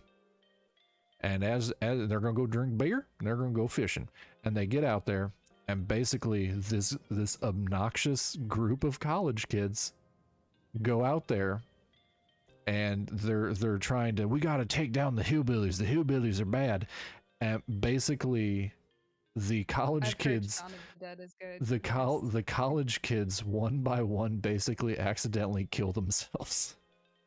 Oh my god, that's amazing. And it is so damned funny. Yeah, Shaun of the Dead is a fantastic movie. I love that. I love that. But yeah, Tucker and Dale versus Evil does not take itself seriously, and it is absolutely just such a good fucking movie. I highly recommend it, especially because you don't really want like the horror unless the horror knows it's comedy, and Tucker and Dale is like the perfect walked line of that, just like Shaun of the Dead is the perfect walked line of See, comedy and and I horror. like horror movies that are like intentionally funny. Like the humor is intentional. If it's unintentional, I'm like I roll my eyes. But the part of the reason why I loved the new It so much was because the fucking kids were so funny. Like the actors who played them were so good, but the dialogue was hilarious. So yeah, I like intentionally funny horror. I could definitely get behind that. Yeah, it's a very fine line, especially when it comes to the newer ones. But there are some like Jennifer's Body is another one that kind of walks that line, does it in a good job. So yeah, I think those will be good ones for you. All right. Okay. What? I know you're about to change subjects or whatever, but what is your favorite, or did you name it already? Okay, so my favorite horror movie is a super basic one. Bubba Hotep is a good one, Shortbecks. That's Bruce Campbell at his best. Okay, I'm writing all of these down. You probably won't like Bubba Hotep. Really? No, it's a very like avant-garde, it's a super artsy horror comedy weirdness. I like weird Okay, artsy comedy. I mean, I might like it. okay. I like super weird obscure stuff, so I may like it. I like movies that people have never heard of. Okay. So maybe we'll see. My favorite horror stuff is multiple genres. My comfort one that I watch the most is the most basic answer, and that's going to be Jaws. Really? I absolutely love Jaws. I know the story behind Jaws. I have to watch that. I've watched so many documentaries about Jaws. The fact that the reason that you don't see the shark most of the time is because the giant animatronic shark that they built didn't work 75% of the time. So they kind of had to do camera tricks to make the movie a little bit creepier. I like the setting for it being on like this little beach island during the summer, so it sets up a nice atmosphere. The movie is insanely quotable. It's just got so much going to it. The acting is fantastic, the writing is fantastic, the characterization is fantastic, the suspense is fantastic. It is a super basic answer. It is a high budget, I think it's James, is that Steven Spielberg? I think that was Steven Spielberg did that one. So as far as like we're going like those ones, I adore Jaws. If we're going like genre, slasher is going to be my favorite genre, and out of those, probably Scream or the original Halloween are probably my two favorites there. Halloween being one of like the originators of that whole genre. And like I said, with the three-dimensionality of that character and why he did what he did, I really appreciate that. Or we get into like Scream, where once again it walks that fine line of comedy and horror, more on the horror end for Scream, but they're trying to homage Halloween. They're trying to like the whole movie, like the original Scream was supposed to be called Scary Movie.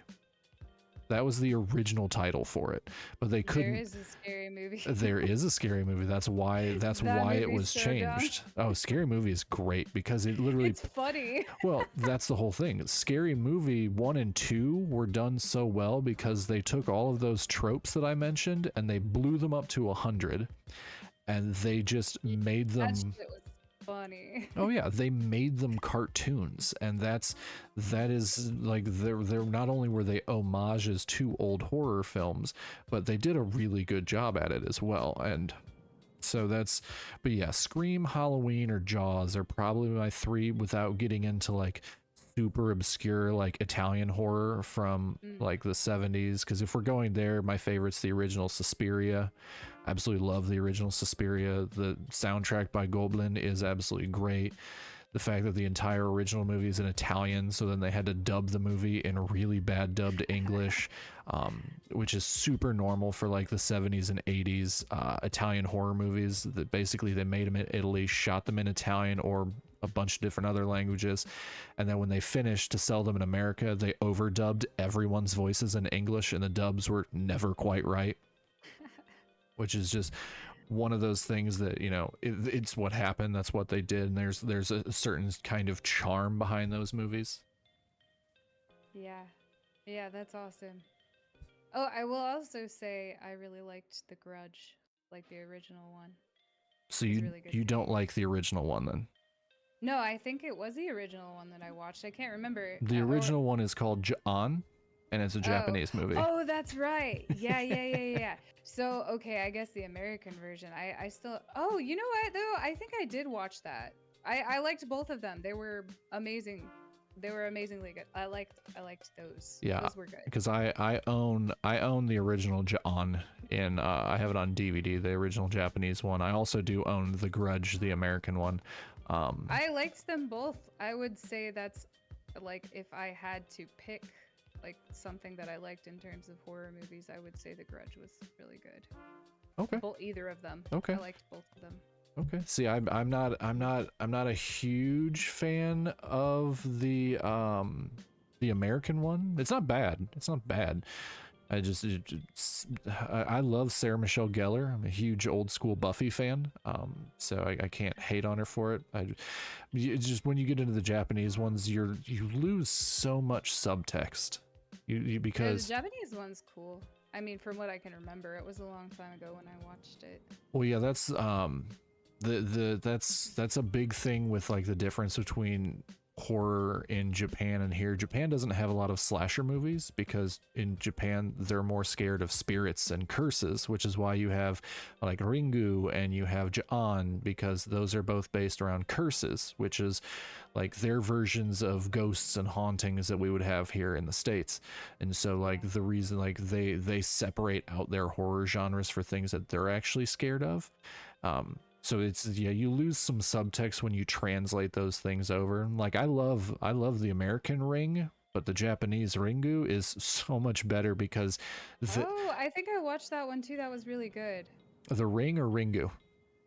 Well, I watched the American one. I'll have to watch the Japanese one. Oh no, you're fine. I liked that one too. Yeah, I have no qualms with the American. My old roommate, that was his favorite horror movie, was the American one, and I'd give him grief about it, but it's not a bad movie. It's not bad. They, once again, you do lose some of the Japanese subtext on why you should be so scared of the curse, but that's because the underlying thing is we don't really are scared of curses in the US.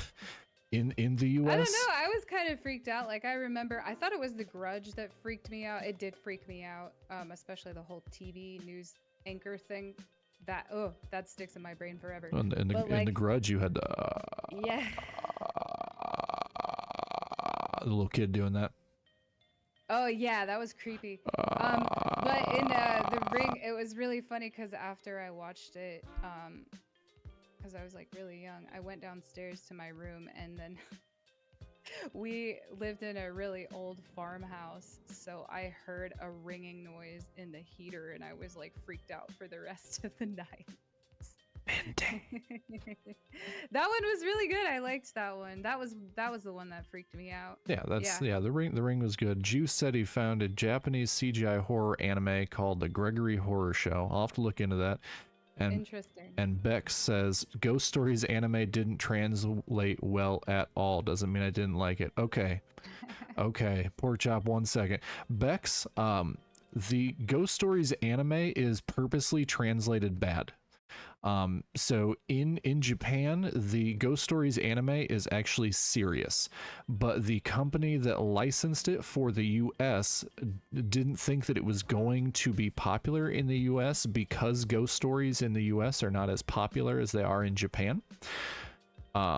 Yeah, so they basically bought the complete rights for it and they just dubbed it as a comedy, and it is amazing. Yeah, awesome. Yeah, Pork Chop, if you've ever look up Ghost Stories anime English dub, gosh. Okay. you will have it is it could not get made in this day and age because it is the most politically incorrect thing possible. It is purposefully offensive. Amazing. But yeah, they totally did that on purpose. Okay, well, since we're already on the topic of it, no, it's definitely not PC. It's also on Crunchyroll, but Beck says it's on Amazon Prime if you have Amazon Prime. I don't either. I have it. I might have access to Crunchyroll though. Maybe. Yeah, it should be on. It should be on Crunchyroll. Well, while we're look at this segue. While we're talking about anime, what's your favorite anime? My favorite anime. So, okay, I need to probably get more into anime because I feel like I'm so behind and there's so many that came out now. But if I had to pick a favorite, it's like a super girly one. It's called Nana. Nana? I love Nana. It's about two girls named Nana. They're completely different. They meet on a train and they're both moving to Tokyo. One of them is like a ditzy airhead that's obsessed with boys, and the other one wants to be a rock star. I love her. Okay. So so it's, I don't know, it's just like it's drama filled, it's girly. Is it a movie or is it a show? It's a show. Okay. I also really liked Psycho-Pass, but I watched that a long time ago. Psycho-Pass is goated. That movie, that show is so great.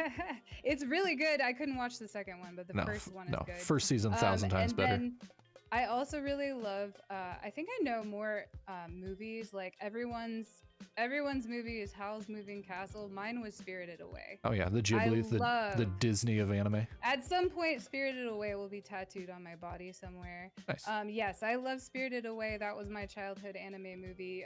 Your Name was really good. I watched that in theaters. And then there's another one called Paprika, which if you haven't seen it, is a really, really good movie. I It's own it one of on my I own favorite it on animes. Blu-ray. I love Paprika. So I think I'm more familiar with movies than shows these days, actually. Yeah, so Paprika was actually done by Satoshi Kon, was the director of Paprika. He also directed. It was a book, I think, and then they adapted it to a movie. Possibly. I just know the director of the anime is Satoshi Kon. He was also known for doing the movie Perfect Blue. Oh, I've heard good things about that. I'm not really sure if that's one that I've seen or not. You would like it. It is basically. Is it about an idol? It is Because about an idol who quits being an idol because she wants to be taken more seriously, so she becomes an actress, but then she starts losing her mind. Because I think I did watch she has a stalker that's slowly like killing everyone around her, and it is extremely dark. It is. I think I did watch that. It was so good. Yes, perfect. So I must really like that director if I liked both of those movies. Yes. And I think I watched them within the span of a week within each other. Yes, like they were next to each other, so I rented them both. Yes, he also did the show Paranoia Agent, but I was honestly not a humongous fan of Paranoia Agent. I think Satoshi Kon's work is better in a limited format, such as movies, where he has a start and end time. So that it can kind of contain his story. And he also did Tokyo Godfathers, which I've unfortunately not seen. Unfortunately, he did pass away. It's been a while now since Satoshi Kon passed away, so we're not going to get anything new from him. But yeah, no, I agree with you. Paprika is absolutely a complete mind fuck. The animation is so good. Paprika. It's like hands down, if you had to ask me what my favorite anime movie is, it's probably the first that comes to mind. I loved that movie. Yeah, no, that's very much that's a based, as the children say, based. I agree with that. It's absolutely fantastic. Such a good movie. Oh yeah, no, great. Death doesn't seem to stop creators. Look at Tupac. Good God, Bex. No, he yeah, so yeah, no, I will completely agree with you on Paprika. My favorite from him is Perfect Blue. I adore that movie. It's so surreal how they do everything, and it was still during the era of hand-drawn animation, so wasn't digitally done, so there's just something very nostalgic for me about that, because I've been watching anime since the late 80s, early 90s. So yeah, like, I used to watch anime, but they have so much more now that I can't keep up with it. But I did grow up with Toonami and Dragon Ball Z and stuff. Yep, same here. Yeah, Gundam Wing and Big O. Now, see, my favorite, since you grew up with Toonami, you might recognize my favorite, but whether or not you watched it would be FLCL or Fooly Cooly. Never watched that one. There were only 6 episodes, because we're going to ignore seasons 2, 3, and then all the newer shitty ones. The first season is the only watchable season. Second season is mid. But yeah, the first season of FLCL is absolutely my favorite anime of literally all time. Write that one down too. Yeah, it's super quick. You can watch the entire thing in like 2.5, 3 hours. Super short. I'm down with that. Yeah, metaphor filled. It is extremely spastic. It is basically an ADHD manic episode. That's how I felt about High School Rumble. God, I haven't seen that in forever. Yeah, it's FLCL is also, it was one of the anime done by the now defunct studio Gainax. It was also known for doing Gurren Lagann, which is another one that they did, and I believe I can't remember if they did Kill la Kill before or after they shuttered, because basically when Gainax closed down, they went and formed another studio called Studio Trigger. And their Studio Trigger is known for having like just these crazy their animation sequences. You can definitely tell it's them. But yeah, FLCL is probably my favorite series. Favorite anime movie is probably a 4-way tie, as cop out as that is, between Akira, Ghost in the Shell, Vampire Hunter D, and Perfect Blue. I've heard a lot of good things about Ghost in the Shell. Ghost in the Shell's I good. think I watched. Oh no, it was Hellsing. That's what it Hellsing. was. Hellsing's another good anime from around the same as early 90s hand-drawn era. Now, I also forgot to mention Fruits Basket, which is the first manga book I ever read. nice. And then I ended up watching the anime for it, which I think the book is the manga is probably better. They but just that's they another they one I just like. remade the anime. Did they really? Yes, they did. Ooh, I need to watch it. Yep. Yeah, I grew up with Fruits Basket. That was my very first ever experience. It's a shoujo manga. Into manga and I guess anime because at some point I did watch the anime, but anyways. Another if you want to watch another, because you said you like the psychological stuff, if you want to watch another psychological anime, this is an older one, and I don't care if anyone watching going he's just doing a cop out. Watch Serial Experiments Lane. Serial Experiments Lane. Okay. Yep, basically I love fucked up stuff, so it's very hard to follow. It's absolutely fantastic. Basically, this girl discovers the internet because the internet's brand new, and she starts gradually ignoring real life and getting more and more sucked into the internet, and starts losing her sense of self and starts getting Sounds ingrained. like real life right now for like many people. Yeah, well, it was also another, I believe, The Matrix. Hi, Dr. Bear 202. How are you? Welcome in. Yes, that's a big thing with, like, if you look at like the movie The Matrix, it pulled heavily off of anime, and the ones that they pulled largely off of, they pulled a lot of like the setting from Ghost in the Shell and Serial Experiments Lane. Tired. I'm sorry to hear that. Well, if you are new here, I am Zombie Bait. I am your just your average elder emo demon VTuber, and this is my talk show Unhinged. And my guest today is the ever ADHD-tastic Pork Chop. And I'm plenty loud, so I can wake you right up if you want. Yes, she's aggressively loud. I am the loudest person I know, well, except for my older brother. He's louder than me. Believe it or not. Recall a giant walking mushroom, pudgy older man, and main character was a boy. That does not. You just listed like 600 anime Bex. Giant walking mushroom. We still have 10 more hours on shift. I've been on shift for the last 38 hours. That is an aggressive shift. Like Mario? I don't think Bex is looking for Mario. That would be insane. You can do it, Dr. Bear. No. You can do it. You can make it through it. I believe in you.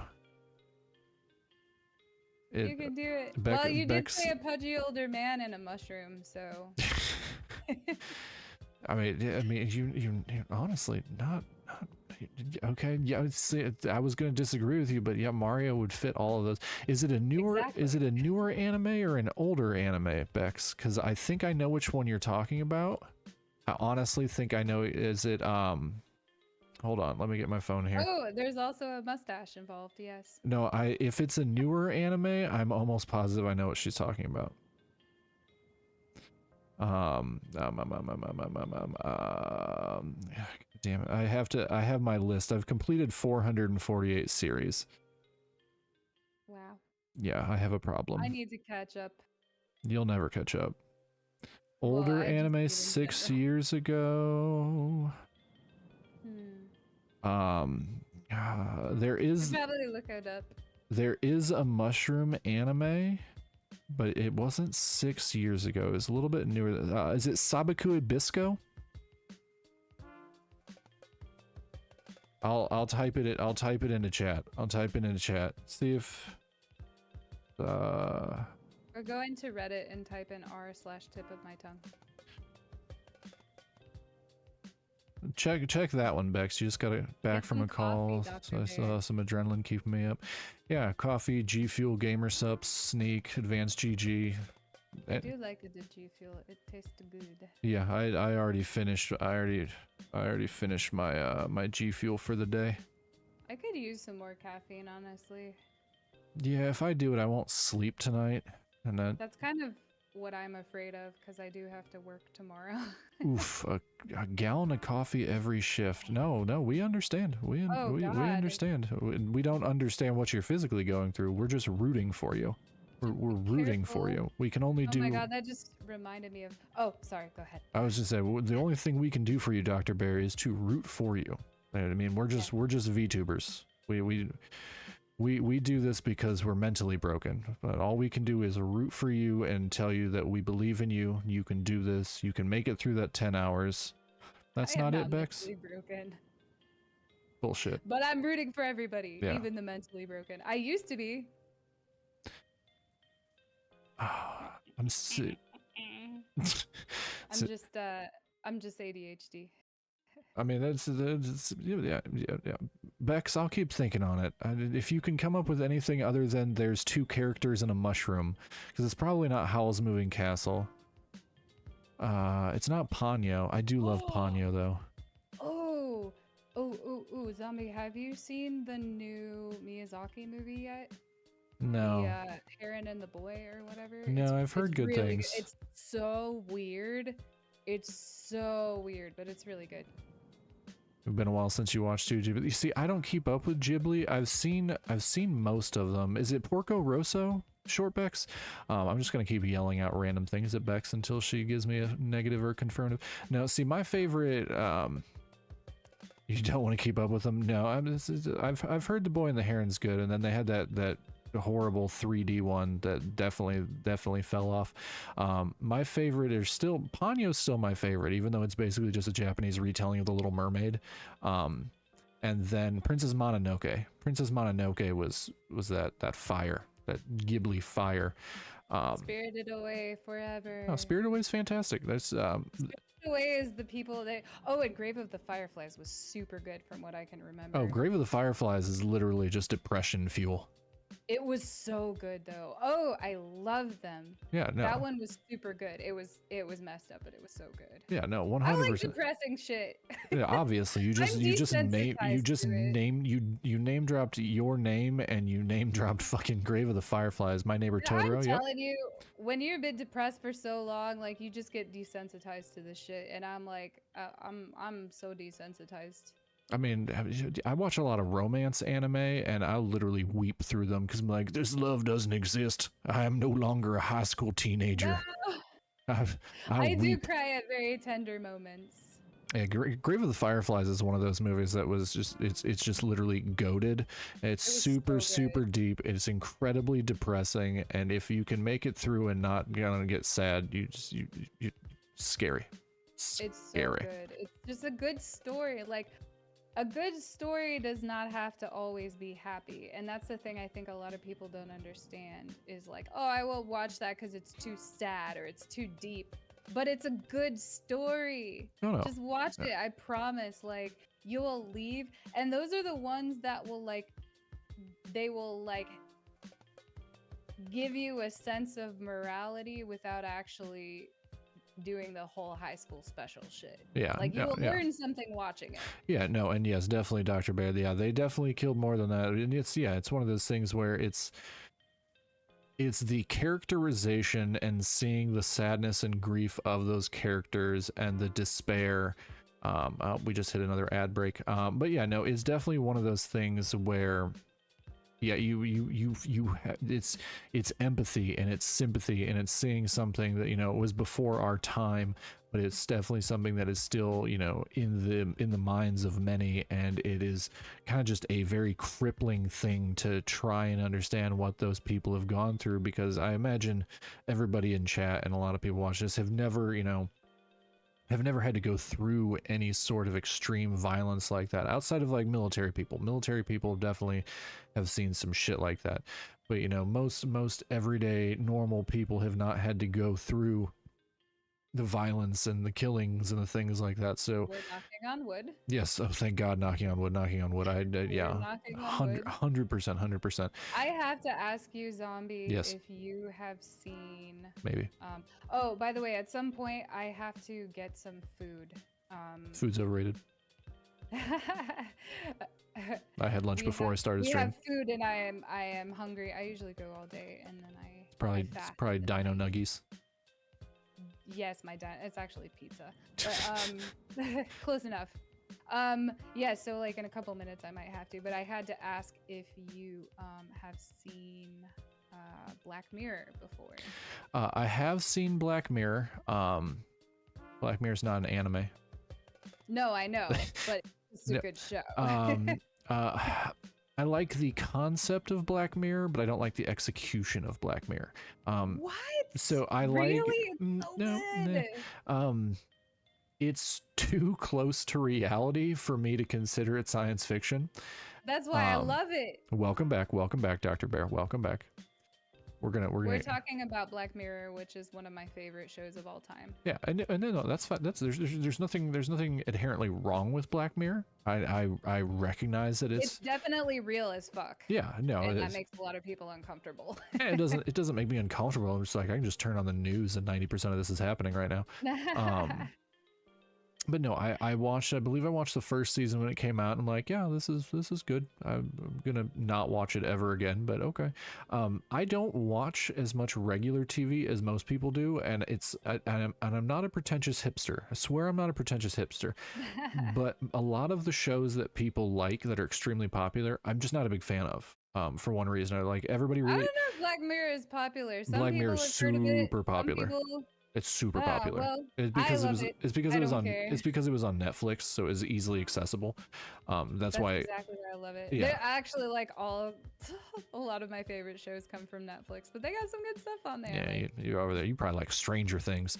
I actually really loved the first season. It was really good. The first season. The first season Netflix was good. Some good cast of actors and good storytellers and good directors. I like them all. I also really love BoJack Horseman. For the record. This is a massive departure from fucking Black Mirror.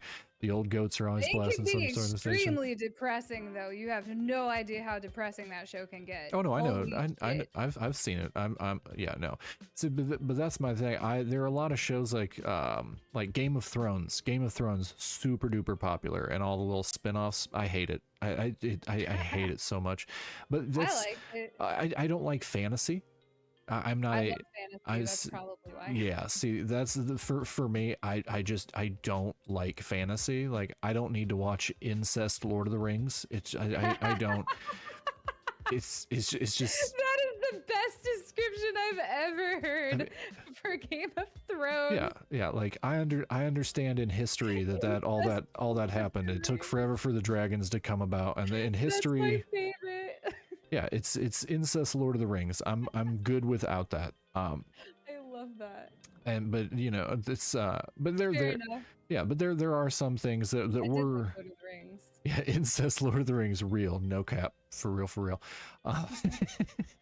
But like there were some shows like Chernobyl, the show Chernobyl that came out on HBO some years back. Absolutely loved it. Super popular, but it was an event in time that I'm massively intrigued about, and I think it was really, really good.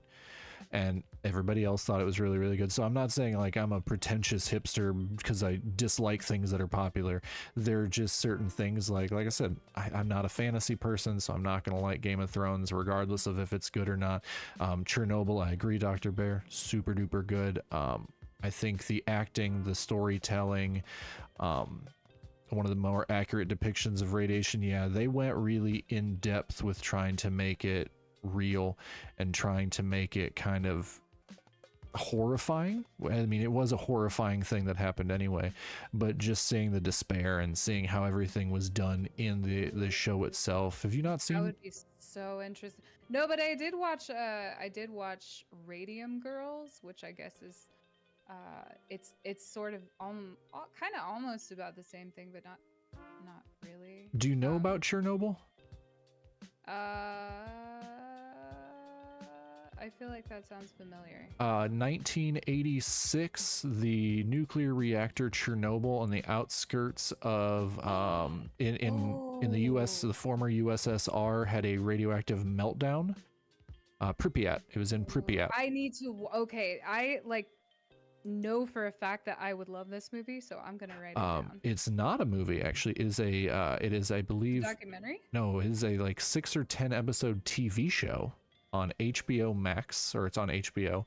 Oh, I don't have HBO. You can probably get a free trial of HBO Max. In all honesty, you could. And watch it in a week. Yeah, well, see, but then you'll discover the Harley Quinn TV show, cartoon. I have been wanting to watch that since I saw the ads for it pop up on YouTube back before I had premium. It's goated. It's oh goated. my god, I want to see that so bad. It looks so funny. Yeah, or pirate it, cough cough. Dr. Bear. But no, definitely HBO Max, at least for a month. You could tear through Chernobyl, which I think is either 6 or 10. I think it's 6-hour-long episodes. Very easy to get through, very gripping TV. It's a dramatization, so it's not a documentary, but it is immaculately done. And then the Harley Quinn cartoon, not the Suicide Squad Isekai anime that's out right now. I think that's boring, but the Harley Quinn cartoon, there's four exactly seasons. What you're talking about, because I have wanted to see that forever. It and is, have no idea where to watch it. It's on HBO Max, or on HBO. It is. I'm freaking out. It's because my cat is on the desk. That happens with cats. That's what they do. No, it's absolutely phenomenal. It's something I would highly recommend. Does it look like my stream's crashing? I do know. I think you're still up. I have you pulled up on a different tab. Okay, as long as it's still up. Come on, man. Juno. She's knocking over mugs by headbutting them. Bex, it looks like I dropped some frames. It looks like I dropped some frames. It looks like it's possibly stabilized. Not you, Pork Chop, you're fine. My stream's being weird. It looks like it's balancing out. You have a little icon in the lower left-hand corner. Is your internet out? No. It looks like it's stabilizing. It's just all over the place. I'm gonna have to call my. Oh. If. Yeah. We're still here. Usually. We're still here. Usually around that 2 to 3 hour mark, it likes to get a little bit wonky. I'm gonna have to call and yell at my internet service provider and be like, "Hey, I'm hardlined into my router. You need to fix this shit." Yeah, we have the same issue here sometimes. Yeah, we just randomly craps out for no reason. Dr. Bear said we just got back from a stabbing with an evisceration. Pretty gross deal, especially when you have to apply wet dressing to an organ that's been drying out for 20 minutes before we got there. Oof. Yeah, I don't. Nope. When my dad was alive, he was an ambulance driver, so I've heard horror stories. Not for me. Yeah, it looks like we're still live, but that bitrate is up and down. Stabilize. Maybe this is a good time to take a break, use the bathroom, have some food for myself. You want to take a break, or do you want to end the show here? What are you thinking? Well, did you have more? Because I don't have to leave prematurely. I still got a little bit of time. Okay, we can take a break. If you wanted to do maybe, I'm probably good for maybe another hour, and then I'll probably end up streaming after this. Okay, so what do you need, like a 5-minute break? I'll try to cram in 5 minutes. I don't know if I can eat that fast, but I'll try. I can eat pretty fast. I just don't know if I can eat in 5 minutes. But we could do pretty close to 5 minutes, maybe 10 max. Okay, no more than 10. All right, 1 second. Dr. Bear, thank you so much. Go clean the back of the ambulance. You have a fantastic rest of your shift. I hope everything goes well for you. It was wonderful meeting you. Keep up the good work, and we will talk to you whenever you decide to pop back in. Chat, we are going to take between a 5 and 10 minute break. I'm going to look into my internet connection here, and we will see you soon. Be right back.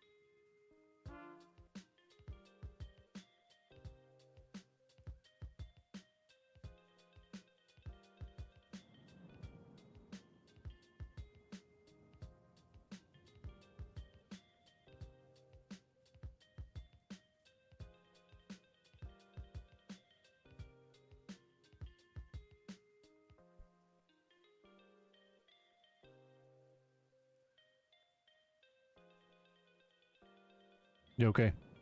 You okay, chat? Okay. I think we're back. I think you're muted, Iggy. Pork chop. Oh, there we go. Yeah, I was gonna say, I think you're muted. I think you're muted. Hooray. Okay, I'm back. Thank you for letting me stuff my face. I was so hungry. Oh no, you're fine. I was doing some Googling on why my connection's being all wonky again. Oh no. Is it still? Kinda. It's stabilized-ish. I think my ISP, it's one of two issues. Either the OBS update is borked, which is a possibility, because none of this started until I updated OBS, but for all I know, it's because it's not playing well with stream elements, or my internet service provider is throttling me on long connections. But because I've done 8 and 9 hour streams before, I don't think it's my ISP. I think it's OBS. So I've been thinking about getting using Prism for that exact reason, because it has crashed on me midstream. Yeah, I'm debating trying to roll back my OBS. Maybe. It depends. I have to see if I can save my setup on how I have my setup, because I really like how everything's set up right now. But yeah, if it's gonna keep being all bonky and everything, because yeah, I'm literally hardlined into my router. There's no reason why I can't maintain. My internet test is great. Yeah. So I'm a little glitchy too. I need to calibrate to media pipe. Yep. Better. Did you just have a whole bunch of shit open? Yeah, that's generally the case, you know. When I VTube, you gotta open like 50 different tabs at once. Nope, I have one tab and it's just my stream manager. I guess I could take my iPad off my Wi-Fi. Programs, I guess, is more accurate. Yeah, I suppose. yeah. I do have Discord open for our call. I have OBS for our stream. I have Firefox open for the stream manager, and I have Warudo to make sure my pretty anime boy face is on the screen. Oh, so pretty. I'm a waifu. You're a waifu. Hashtag waifus. Waifus together. Hashtag waifu. Yeah. But we back. We'll go until you're out of time or the stream crashes completely out, whichever happens first. Well, I don't have a super lot of time, but if there's any other things that you would like to talk about or something, let me know. I literally have an entire list here. What's your social security number? Oh, skip. Credit card number? Skip. Oh, damn. Okay. Well, it was worth a try. It was worth a try, right? I don't got no money anyway, so it wouldn't do you any good. None of us do. We're VTubers.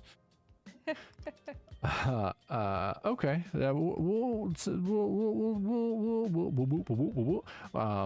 Recommend a streamer. Recommend a streamer. It could be a big streamer. It could be a small streamer. Just recommend a streamer that you think people should check out and your reason for it.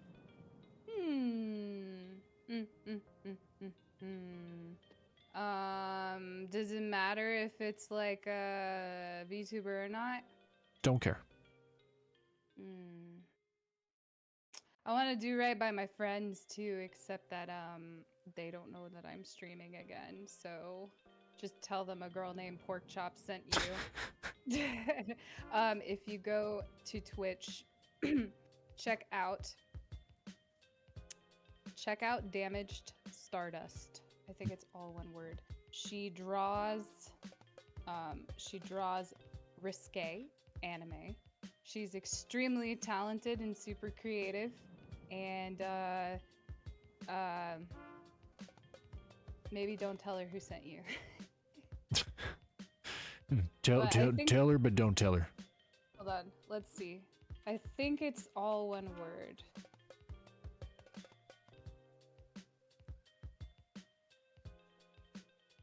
Yep, all one word. Okay. So check her out if you want to support like a smaller streamer. If you want to support like a big streamer and you like VTubers that are super entertaining, I highly recommend Ellie, Ellyen. She's funny as fuck.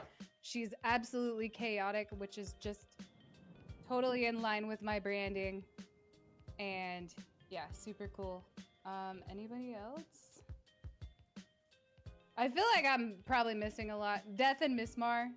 Death of Gods.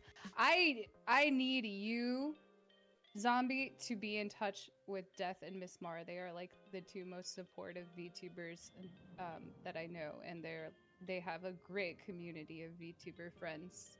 I mean, send them my way. I got so many people. See, I'm gonna recommend a streamer, but this streamer's a fairly she's moderately big. I'm gonna recommend two.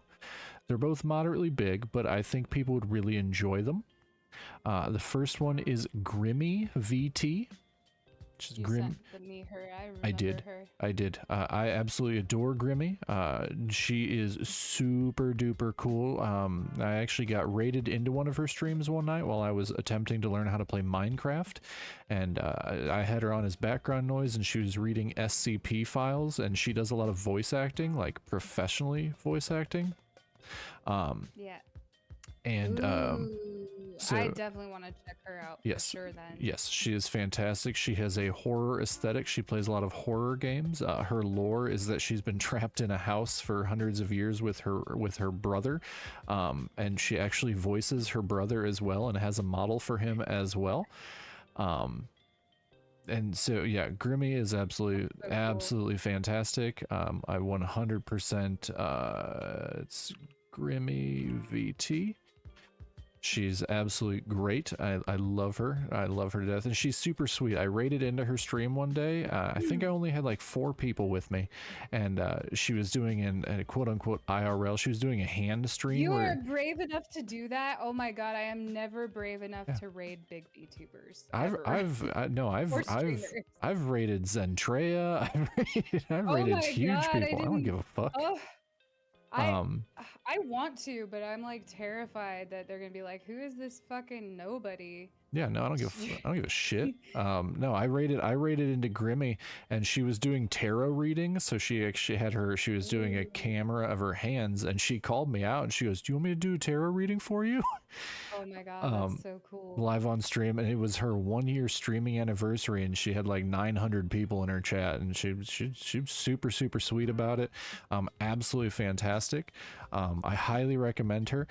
And if you are looking for somebody a little bit more chill, I want to recommend Karagi-chan. She is basically damn it, what's that type of dog? Corgi. She is a Corgi VTuber. That's amazing. I'm pretty sure she's been VTubing for like 7 years. She's been around forever, but she only has like 10,000 followers. But she's got streams where, and she is a live 2D model. She has streams where she'll play guitar and she'll sing. She actually has her guitar animated with her. She'll sing songs. She was playing American Truck Simulator last night. She was playing like the convoy mode where she was actually playing the game with some of the people in her chat, and she was just driving along, listening to music, chatting with everybody. She does a lot of her own, I think she does graphic art, so she actually does a lot of her own overlays, a lot of her stuff. She's super duper chill. I've raided into her a couple times. Oh, we have another ad break. Oh, how convenient. How convenient. But yeah, Karagi-chan and Grimmy VT are two that I highly recommend to anybody. They're both super duper chill. They're both super duper sweet. Karagi has this very chill vibe. She has that cute waifu voice. She has got like that high pitched, just very calm voice that carries very well with her. Grimmy VT's got a whole bunch of voices. It's kind of insane, the voices that she does, because she'll start talking in this like proper mom voice that makes you just want to be like, "I'm sorry, Mom. I didn't eat the cookie. It wasn't me." And it's absolutely fantastic. Grimmy actually has voice in her channel. She actually has voice redeems to do all of the voices. So super duper fun. I highly recommend both of them. They, I want to say they're big streamers, but they're not like multiple hundreds of thousands of people watching them streamers. So I want to say they're smaller compared to those ones, but they're bigger than us. So, but I do highly recommend both of them. You need to check them out, Pork Chop. I think you'll really enjoy them. Especially you DM'd them to me, right? I believe I DM'd both of them to you. I do believe so. Yes. Yeah, get on your game. Get on your game, Pork Chop. I sent you many What? VTubers. You can't spam me. Just screenshot me a list. That's way easier. I can't no, you go to Discord and you click one at a time and then you click follow. Are you asking someone with severe ADHD to do an impossible task? No way. I'll have to do it in my own time, but I have to just scroll it up 500 million times just to find out where they are. Because you didn't make me a list. Pretty sure this person's not real. They're oiled up and ready, can bark on command, hosthub.to. Oh, okay. Thanks, Saribot. You took a minute. I almost banned them. Oh, thanks, Shortbacks. I appreciate you you banning that person. That wasn't even Saribot. Saribot didn't do shit. Thanks, mods. That was a weird comment. Oiled up and ready to go. You know? That was super weird. Oh my god. So ever since I saw you have a segue so off of oiled up and ready to go. This is going to be terrifying. No, it's not that bad. I went and hung out in Iron Mouse's stream and she was playing that stupid Hot to Go song. Do you know what song that is? No. It's become popular, but it sounds like an 80s song and it's like HOTTOGO. Anyways, she was playing that in her stream and then she posted on Instagram a picture with that song in the Instagram video. So now every time I hear anything remotely like that, I get that dumbass song stuck in my head. I'm glad I've never heard that song. Be glad. It's fucking annoying. It's super catchy. It's an earworm. You won't be able to get it out of your head for days. Like I hang out in Iron Mouse streams quite regularly. She's kind of, if nobody else is on, she streams at ridiculously weird hours, so I can kind of just tune in. The other day when power was out at work, I literally just watched Iron Mouse play hairdressing simulator for like 2 hours. And yeah, she's like, why does my computer sound like it's about to take off? She's like, I was playing Elden Ring on max settings and it didn't sound this loud. She's so funny. I love her. Yeah, like, she's just her personality is hilarious. Did you watch the Sea Dog VA charity auction the other day, like 2 weeks ago? I don't think I did, but I did see a clip of. I saw a recent clip of them streaming together, and everyone was talking about his cake. How he got that thick cake. Okay, so that was the same stream. So they're basically like best friends. If not more, we don't stand them because they've requested people don't stand them because they say it's weird. But they love each other in some function. And yeah, they're good together, like just as streamers in general. But she has an immuno disorder. I know this already about Iron Mouse. Yeah, well, I'm prefacing this by the organization that helps her.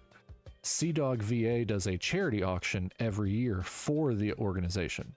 Oh, the plasma donating. The Immunodeficiency Foundation, the IDF. So he hosts a humongous charity stream and he does a big auction. They raised $500,000 this year. Wow, that's insane. And Iron Mouse was there as a robot. Basically, Gunrun, the person that runs VShojo, has her on basically an iPad screen that's attached to more or less a Segway that from her room she can drive it around. And and actually she was there, and it was really funny. For one of the last items that went up for auction, you just hear her screaming from her iPad, yelling out bids for this item. and like he brought her up on stage at the end of the auction, and she was thanking her. She actually burst into tears while she was crying. You can't see 'cause she's a VTuber model, but she burst into tears because she was so excited by how much money they raised, and that, you know, he would go out of his way to kind of use his time and effort to raise money for this organization that's helped her so much. And it was really sweet and heartwarming. I actually watched the entire stream. I think I ended up like donating like $20 just to help out a little bit where, you know, where I can. That's cool. But cool. but it was a super cool stream. But yeah, raised $500,000, and it's like, that's, I want to get to that point. I don't need to see random oiled up and ready to go comments. I'm just trying to help people. I want to help people down the road. That's my goal. If Markiplier had said that, I would be thrilled. Gross. Why is that gross? He's just weird looking. I don't know what your obsession with Markiplier is. Fuck. He is not weird looking. He is muscular. He is tan. He has nice thick hair. Gross. And a nice jawline. Gross. Gross. He looks okay, like he's a human. He's the human equivalent of a Mack truck. Bro, he's not gross. He is so hot, and you are so wrong. Gross. Okay, whatever. So let's talk about your porcelain maid obsession. I love him. He just started streaming. I know. I saw. I was like, porcelain maid is on. That's who. I have a crush on his personality. I've never actually seen him. I don't know. Who knows if I would even like him in real life? It doesn't matter. Love his personality. I mean, you can't like him. He's asexual. But you could still crush on someone. It makes him super uncomfortable. He was talking about it. He was streaming with Jabroni Mike the other day, and he was talking about how a certain company wanted to make a pleasure toy of him. We'll put it that way.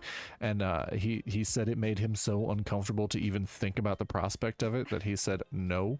And Jabroni Mike's like, what if they gave you $1 million? And he goes, I wouldn't. He goes, I wouldn't. He goes, it would make me so uncomfortable. No. I do it.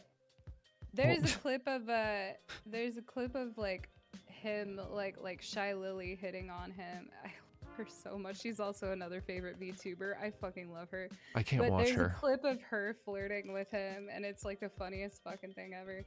I can't watch her. I love her. Now I cannot watch Gura. I don't know why people like her. It's I like watching Gura. a freaking 12-year-old. I can't. She is an adult. She acts like a 12-year-old. Like, I can't sit there and watch her make dumb, unintelligible sounds and not say anything. No offense. She's to so any Gura unhinged. fans. She's just not really my cup of tea. She's so unhinged. I love it. But I love love Gura. Shy Lily. See, that's the thing. There are, I think there's 4 or 5 of the HoloLive streamers that I actually do like. Gura is not my favorite. That's probably Maury Calliope. I love Maury. She seems pretty cool. She's also a musician as well. Yes, she is. Yes, I she really raps. love the girl who holds the teacup in her hand. I forgot her name.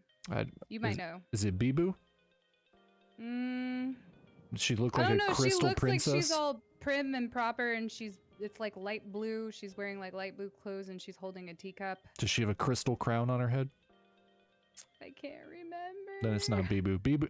Bibu is the one, if you've ever seen or if you've ever heard, the audio is used on a bunch of different like reels and I assume TikToks, where she goes, mental hospital cannot stop me, government cannot stop me, I will remain silly for as long as I live. That's Bibu. Oh, that's cute. Yeah, she is unhinged and adorable. I like people like that. I'm trying to find her because she's a really funny VTuber. Every time I come up on her clips, I need to start following her on Twitch. If you cannot follow any of the HoloLive people on Twitch, they don't stream on Twitch. Oh, really? Nope. All the HoloLive people exclusively stream on YouTube. Oh, well, then YouTube. Yeah. Yep. God, yeah, I don't even know if she is from HoloLive though. I'm trying to find her, and they have made things so hard to read. I don't even like. Why does it all look like this? I'll find her and get back to you. I'm sure she'll pop up in my feed again. I can't find her right now, but I really like her. She's really funny from what I've seen. Yeah. Hold on. I need to mod action these people. I need to ban Cruel Panda. And I need to ban Vives 2. Cool. Sorry, had to do some mod stuff. But yeah, no, that's the thing with all the Hololive people. So my favorites are, I do like Gura, Mori Calliope, Fuwamoko. I love Fuwamoko. It's Makoko. It's Makoko and Fuwawa. They're twins. They're the guard dogs of hell.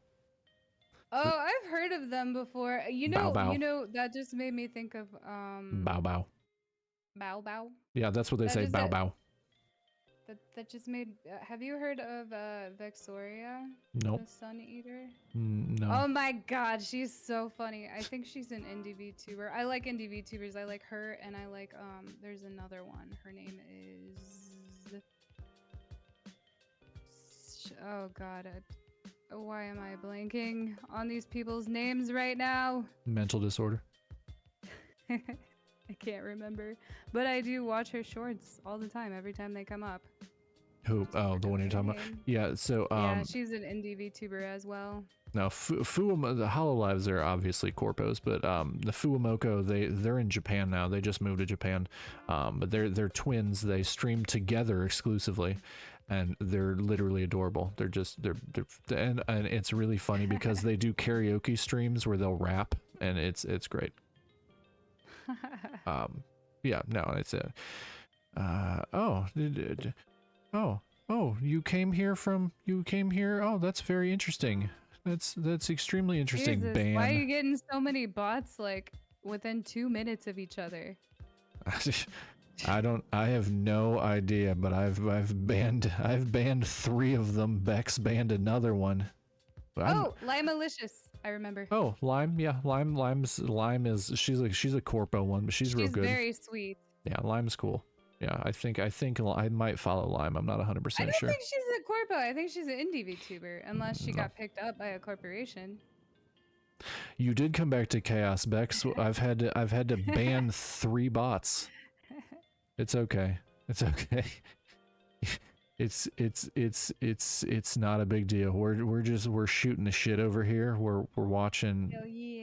We're watching to make sure the stream doesn't crash. I think it's just OBS. I think because it wasn't happening before I updated OBS, so I might have to see if I can save my settings, roll back to the version I was on before, and just go from there. But yeah, we're shooting the shit. We're talking about VTubers. We're doing the thing. Okay. So you didn't give me. I'm looking at my notes. You didn't give me your social security number. That was disappointing. Nope.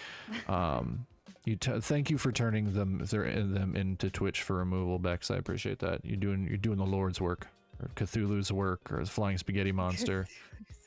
Okay. You didn't give me your credit card number, so that didn't help. No money, no identity worth noting. Okay. Yep. Same. Oh no, we recommended some streamers, so we did that one. We're just ticking through. We're ticking through. I thought my list would maybe last us an hour, but we've only made it through 4 questions in 2.5 hours. This is what happens to me when I do the ADHD interviews, which I've only done a few of. Yeah. But it always takes 500 million years to get through it. Yeah, that's I'll guest over on your channel when you get up to that. Yes, or just in general. I was gonna have you on anyway at some point. Yeah, just let me know. Just let me know. Around this time is probably good. It's probably worthy. Afternoons good for me. Yeah. Actually, evenings are always good for me, but afternoons I can work with that. Yeah. Well, it's evening for me. Well, you're an hour ahead of me. Okay. Oh, it is evening. Yes. Okay. It's 5:30. What is your favorite game to stream? Huh. Yeah, I'm asking the hard shit over here. I don't know, because a lot of times I'll just stream like art or just chatting or something, but like those aren't games. I know. Normally it's like like Stardew Valley is usually my go-to. But is that It your has been for favorite a one really to long stream? time. Is that your favorite one? Not at the moment. I'm so sick of Stardew Valley. I've played Stardew Valley. I've beaten it to death. At this point, right now, I don't even know. I do play a lot of Crash Bandicoot on stream. Right now I'm playing Potion Permit. I need to pick that back up. Every once in a while I'll play Slay the Spire if I'm feeling it. Vampire Survivors is fun to stream. Oh no, not fun to stream. Just what's your favorite game to stream? Just one where you're like, this is really fun. Like maybe your chat likes it, or maybe you like to talk about it a lot while you're doing it. Huh? Probably Crash. Okay. I think if I had to pick, it would probably be Crash because as infuriating as it is and as many times as I die, like I just think that Crash Bandicoot is so much fun. So yeah. I think that it's my go-to fallback comfort game. Like when I don't feel like gaming anything else, I just play Crash. Yeah. See, Yep, that's final answer. Final answer, Crash Bandicoot. It's good that I had to push you. I had to push you for a favorite game to play on stream. I had to literally. Well, I had to think about it because I honestly I'm like a comfort gamer, so I don't really make gaming the priority or the focus of my streams usually. Most of the time, like right now I'm working on an EP. Yeah.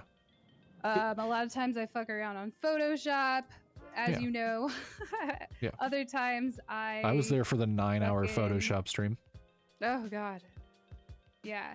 Where you got nothing done and scrapped the entire bit of progress that you made because you didn't like it after 9 hours. That sounds right. Yep. That sounds right. So yeah, it always ends up being like art or just chatting. Like I end up hanging out with people, or so like 9 times out of 10, it's usually art or just chatting. But like, the question was, what's your favorite game to stream? Usually I go for like my comfort games, and it's probably Crash Bandicoot that I fall back on the most. So probably that one. That's perfectly fine. I have no qualms with that. That is an acceptable answer. It's a fun game. Don't know what else. Actually, I want to play Crash now that we're talking about it. Well, I mean, you are going to stream whenever we're done here. So I am. There you go. You can play Crash Bandicoot and talk to people about how I bullied you for almost 3 hours. I know. Such a bully. Yeah. Actually, you're pretty on your best behavior today. Maybe it's because people are watching. Nope. That never stops me. I am. Mental hospital cannot stop me. Government cannot stop me. I can't take Bibu's line. She'll fucking come kill me. You know, as unhinged as you said, this what was supposed to be. It was actually pretty chill, but I totally loved it. No. Unhinged does not have to mean we're completely insane. But you also have to look at in 2.5 hours, we've answered 5 questions. 5. Nice.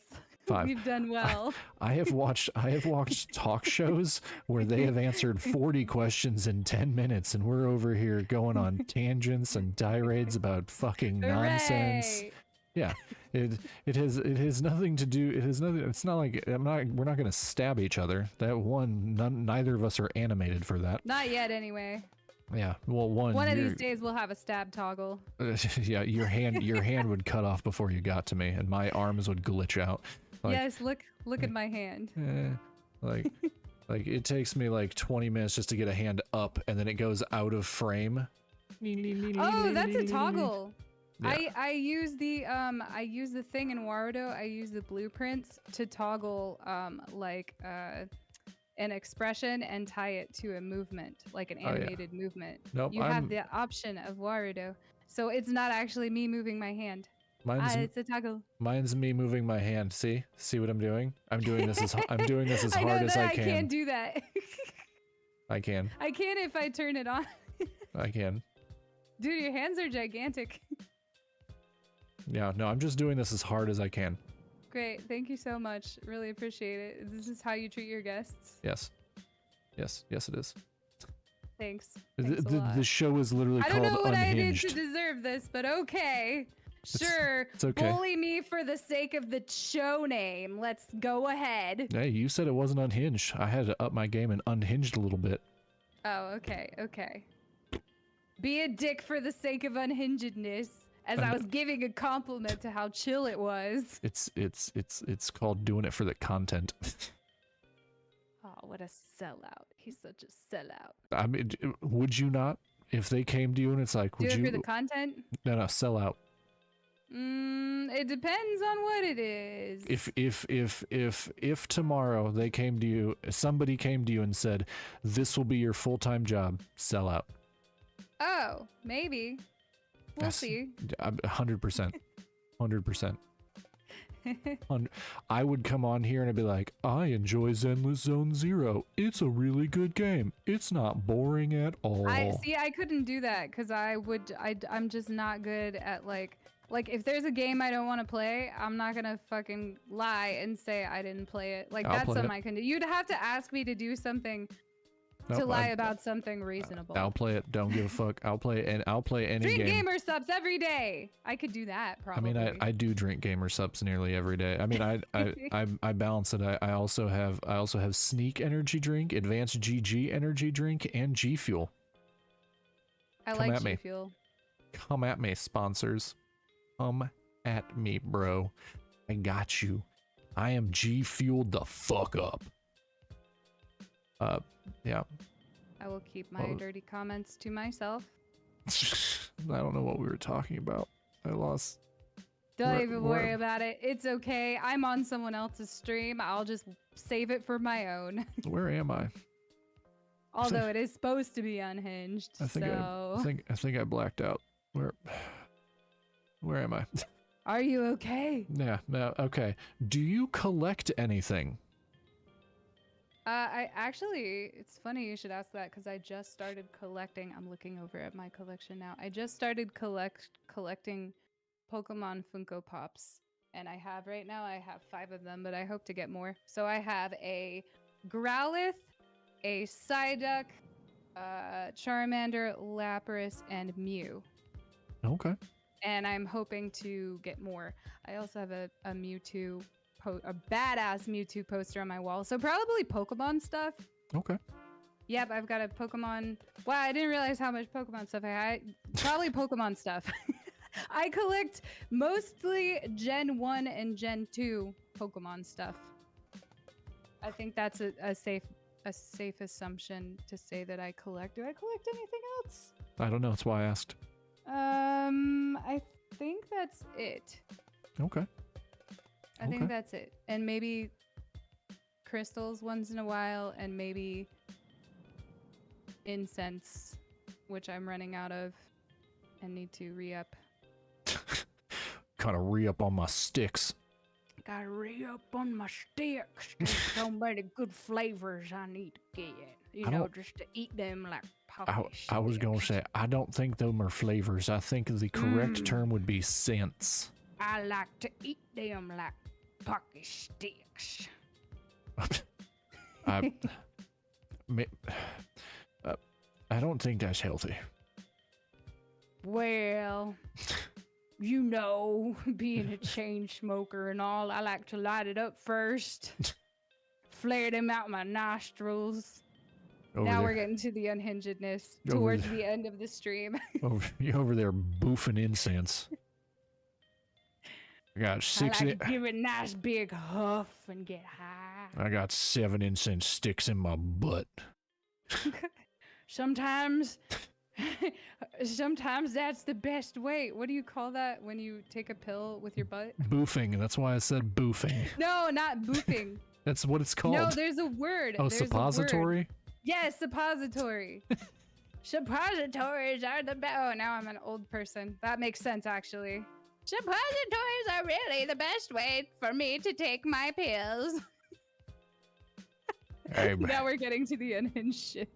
Yeah, I put the incense sticks in my butt and I walk around, and that's how I cleanse the evil spirits out of my rooms.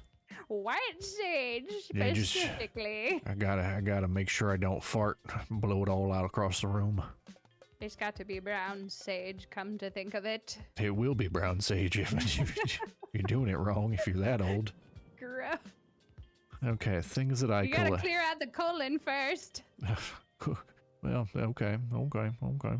Things that I collect. I'm gonna okay. Hell yeah. Turn yourself into a Roman candle if you fart. I will. I will, Buckfoy. I Just will. go to a Catholic church and just help them save on incense. I don't. Okay. Okay. I have to think about the things in my other room. I collect horror movies. I have about 1,000 horror movies. Makes sense. Makes sense. Yep. Makes sense. Yep. I got about they're split between DVD, Blu-ray, and VHS because I'm that dude. You are that dude. Oh, I collect waifu anime toys, like the statues, the figures. Whenever I go That's to pretty cool. yeah, whenever I go on my yearly Japan trips, of which I've already booked my next one, I take an extra suitcase and I go to the arcades and I try and win as many as I can out of the claw machines. Question for you. Yes. Just a quick question. Yeah, go for it. Do you like lewd anime girls? Yes. You do? Yes. Okay, I have a person for you to follow in addition to Damaged Stardust. It better not be Cinder. No. It's somebody that we know personally who's an Okay. IRL streamer. Actually, I don't know if he's streaming anymore, but he makes the most amazing stuff and then he sells this merch. And I have I wanted more, but I have like 2 of his like super lewd patches, but he is amazing at drawing anime and female anatomy. I'm blown away by that shit. Holy crap. Nice. But he makes all kinds of like, you just got to see it. I'll send you his name later. Okay. Yeah. Yeah. Or if Send him. anyone wants to go follow him, his name is Go Bro Buffett. Don't tell him don't tell him where you got his name from. Just tell him some random girl. I'm gonna tell him. I'm gonna tell him twice, just so that everybody else doesn't have to. I'm gonna do it. Okay. So yeah, anime figures. I collect Gunpla. Gunpla?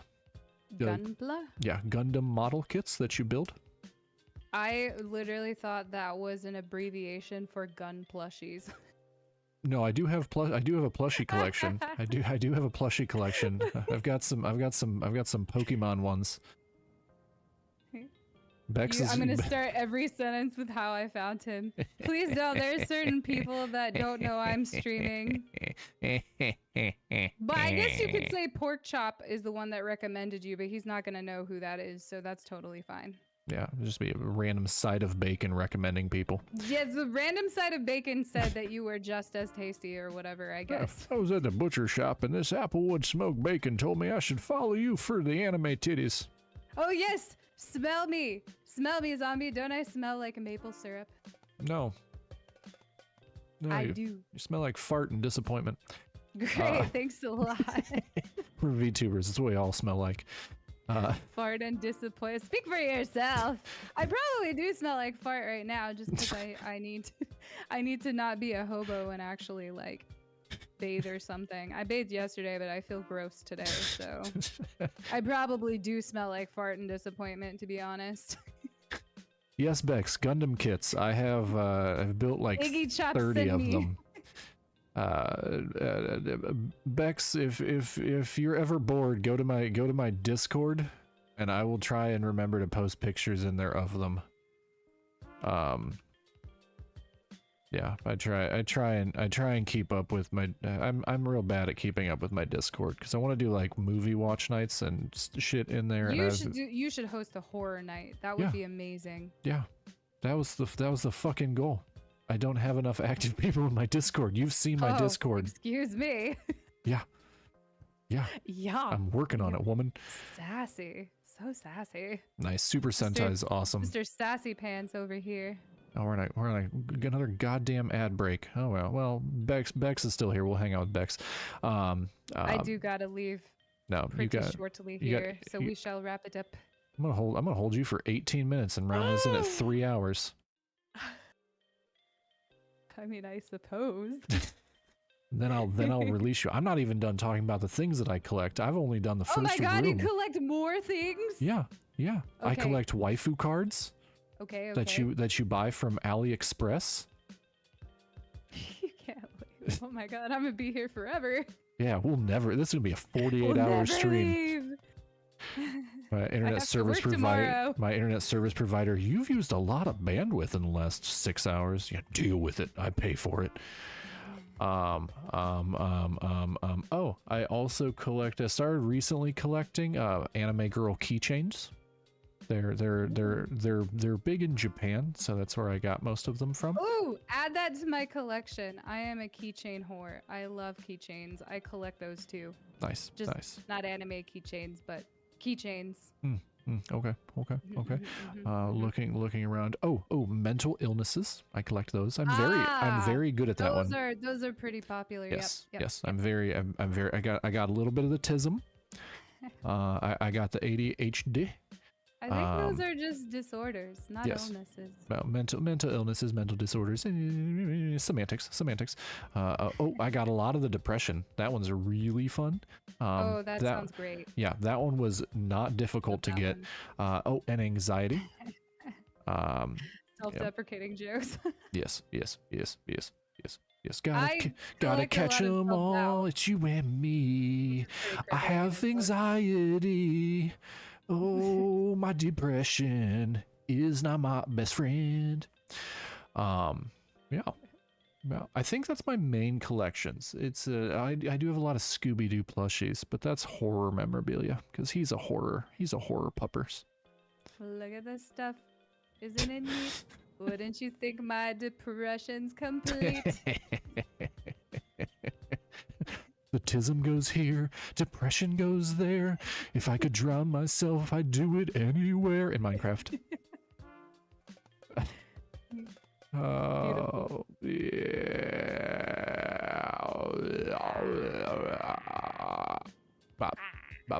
Okay, yeah, collections. That's collections. See, we're gonna try and make it through as many of these questions as we can in the next 15 minutes. Okay. We're gonna speed run this. Favorite band? Favorite band? Yes. Ooh, they're those groups that play music. Oh, Radiohead. Okay. Radiohead. I've liked Radiohead for a really long time. I haven't listened to them in a hot minute, but I've listened to almost every single one of their albums. I don't know if I was really crazy about the other newer ones like King of Limbs and the other ones, but yeah, I love Radiohead a lot. Okay. I like music, so there's a lot, but yeah, I think I would say Radiohead's probably my favorite. Nice. Good. Okay. Yep. Okay. Yep. Why the name change? Oh. Yes. Okay, so I was thinking about how Iggy Von Truffle it's a cute name, and that's still her quote character name. Mm-hmm. But it's such a long handle. It's just too long. Iggy Von Truffle. That's 5 syllables. I mean, you could. Pork chop. That has 2. Could have gone. And it's you could have Iggy VT. Yeah, I could, but I felt like there were probably other VTubers named Iggy, so I just was. But also, it was part of my one of my mods calls me pork chop. Okay. But he does it as a joke, but I liked it so much that it just stuck. So technically, this is pork chop's it's her stage name. Okay. So I'm adding a little bit of lore that Iggy Von Truffle is her actual name, and then her band name / stage name because she's a musician. Ron name. Her singer name is pork chop. Orange YouTube name. My orange YouTube name. We haven't gotten there yet. We're thinking about it. Maybe. I don't know. There's some artists out there that'll do it.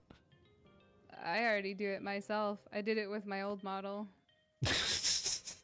They turned out pretty good too. But now I have Photoshop, which means they'll be even better. Nice. If I decide to choose that. Buckfoy is an OG, he knows. I did Buckfoy. Were they pretty okay, or were they he printed them out and hung them on his wall. I had stickers too. My friend made them. My friend Stardust, actually, as a matter of fact, made them for me. Nice. Okay. Who's your favorite? I wasn't drooling when I saw them. Ah, shit. What? Well, I guess I gotta up my game then. What? Oh, laminating them. who is your favorite VTuber? My favorite VTuber? Yes, not one that you would recommend, just your absolute favorite for whatever reason. It's a tie That's between fine. Ellie and Shy Lily. And I like them both because they're not afraid to be lewd. And I think that shit's kind of funny. The lewd tubers. The lewd, like, just because they're like the jokes, you know, like it's just a thing. Like in my family, we always crack. That sounds wrong, but that's not what I meant. We always smoke crack. Anyways, it's just my sense of humor. It's how we but bond. I also really love Get the love them shakes. because they're funny to listen to. Like there's not a moment at which I want to zone out whenever they stream. Like Ellie, I popped her stream on while I was doing some project the other day, and not once did I click off. I just listened to the whole stream and was laughing at how funny she was. So I think it's just the entertainment, the fact that they just like they're themselves and they don't give a fuck and they're completely unhinged, as you say, and chaotic, which I feel like I am 100% like that. So I feel like I relate to them in that way. So probably those two are my favorite. Nice. You'll have to check out Chibidoki then. She's very, very fucking unhinged. Oh yes, we need that. Yeah, I sent I sent her to you. That one will be yeah. That one, yeah, she's nuts. Okay, we've answered that.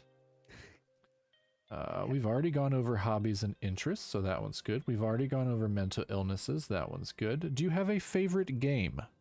Not to stream, just a favorite game in general. Oh, Graveyard Keeper.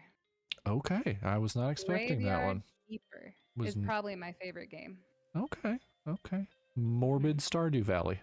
Yes, it's much more complex too. Oh yeah, no, I got the key for free and gave it away because I didn't want to play it. What? It's not my style of game. It's my favorite. I also really love Skyrim, but we don't have to talk about that. That's fine. Okay. I think we have one more question because you still won't give me your social security number, so I can't steal your identity. You don't want it, trust me. I can't become... You don't want to be a nobody with dreams that haven't panned out. That is some self-deprecating humor for you. Apparently I collect it too. It's literally, you just described me. Oh, then why do you want to steal my identity if we're both losers? Gotta catch them all, duh. Gotta catch them all. Short... I need it for my Pokedex. I need it. Shortbeck says her favorite game is Goat Simulator 3. Why not 2? Gotta be 3. Elder Scrolls owns my heart. Yes. Buck Foy Oblivion with the Elder is Scrolls. Awesome. Okay. I never finished it. I would call it one of my favorites if I had actually finished it, but I've only gotten halfway through it. You can't finish those games. Those are endless games. They're not meant to be finished. Unless you're my brother. If you're my younger brother, then you're an overachiever and you are a completionist and then you finish it. His name's Spare Rib. No, he doesn't stream or whatever. He doesn't have a pork pun name either. Come on now. Come on now. No. Good God. I am the person in the family that loves pigs. Everybody knows that I love pigs. Cat's name is Babyback Rib. Babyback Rib. Tiki. This is my cat's side of bacon. No, that one fell flat. No, fuck it. Okay. We have one more question. This is a deep question. Oh. It's not difficult, it's just a deep question. What is your goal in VTubing? My VTubing goal? Yeah. Yeah, what would you like to... It can be a lofty goal that you never think you're going to hit, or it could be something that you think you're going to do. It doesn't matter. It doesn't matter. No judgment over here from the Peanut Gallery. Just what is your goal in VTubing? You know, at a certain point, in my life, I was obsessed with being famous. My whole life, I was obsessed with being famous. It's all I ever wanted. I was like, if I don't get famous by the age of 30, I'm gonna kill myself. I was that dramatic, In like Minecraft. literally in Minecraft. Yeah, Um, you gotta do that. Otherwise right. Twitch gets mad at us. Yeah, in Minecraft. But anyways, so so now at this point in my life, I just want to I always thought I would release an album under my actual self, but at some point I would like to just release an album. I think I'm just going to release an album under Pork Chop. I'm working on the EP right now, and I just want to be a successful VTuber. I just want to make money streaming. VTuber, IRL streamer. I just want to do what I love, and I want to really the end goal is I don't ever want to work again. I want to quit my shitty job and just do what I love. So famous, not famous, I don't care. I just my goal with VTubing just ties to my goal in life, and that's just to not fucking work anymore. Not work for jobs I don't give a shit about. At places I don't care about, things I'm not passionate about. That's my goal for everything. Yeah, I think Buckfoy kind of, because when you say you don't want to work anymore, I mean streaming definitely when you hit those high ends is definitely still working. But Buckfoy, Well, do what you love and love what you do. Yeah. Yeah, so you basically you want to create content. You want to do something that you enjoy as a job. I'm tired of working meaningless jobs that have no purpose for me but to make money. These just like, and the job I have, don't get me wrong, I love the job I have. I love the people I work with. The job is super chill. I love my boss, but I don't want to be there doing that. I want to be an entertainer, whether or not that means a streamer, a singer, an actor. I've always had stage fright. I've always been too afraid to put myself out there. I think that VTubing is great for me in this way because of that. I have an avatar to hide behind whenever I sing. So, yeah, just doing what I love and just being successful, whatever that means. I mean, if we're being shallow about it, I definitely want to get big, but who doesn't? Me. Well, you don't. I mean, okay, so there's a difference. Everybody's like fame and fortune. I don't really care about the fame. Don't get me wrong. I would like to be. I'd like to be a successful VTuber. That is definitely something. But at the same time, like if everybody's like, well, we don't know your real name, but you make enough money to survive doing this. Good. I'm not as much into it to be known in that way. Like some of the VTubers get really big and they're like, this is me behind the avatar, and I have zero interest in doing that. I mean, yeah, my whole thing is I would just like to do this as a job. In all honesty, that's kind of the biggest thing for me, is just do this as a job because it's something that, I enjoy doing. It's something that I can sit down at my computer, I can be comfortable, I can talk to people, I can ban bots that come into my chat constantly. I've been real popular with them today. And I can just connect with people in a way that I find difficult to do in real life. It would be cool to do some of the other stuff out there. I made the joke a while ago where I'm like, I want to join V Shoujo and I want to put out like death metal songs, like deathcore songs. That would be kind of cool. Yeah, like because all of them, basically all the V Shoujo people, a lot of them like get put through like vocal classes so they can do stuff. So I mean, it would be really cool to like, yeah, that would be fucking amazing. Go, actually. Yeah, go. Now I want to join V Shoujo. I mean, I applied. But yeah, it's one of those things where like, it'd be cool to go to a vocal coach, get those gutturals down and be like, all right, I'm going to do a deathcore cover of this song and have like a deathcore avatar concert. And like, that would be really cool. Don't get me wrong, I would love to do that stuff. Right now, my goal is to just connect with people, make my channel better, have people get my goddamn internet connection where it needs to be, and fix my fucking OBS streams because it's bonked right now and it's pissing me off. and just kind of do right by the people that are supporting me, the people that come into my channel, the people that sub, the people that follow, my mods. Do right by them and build and find, get my footing on what, what I excel at, finding what I excel at, whether that's playing chill games and making stupid comments, or having, talk shows with other VTubers and having them come on and shoot the shit for 3 hours and having fun doing that and getting them exposure to people that may not have seen them before.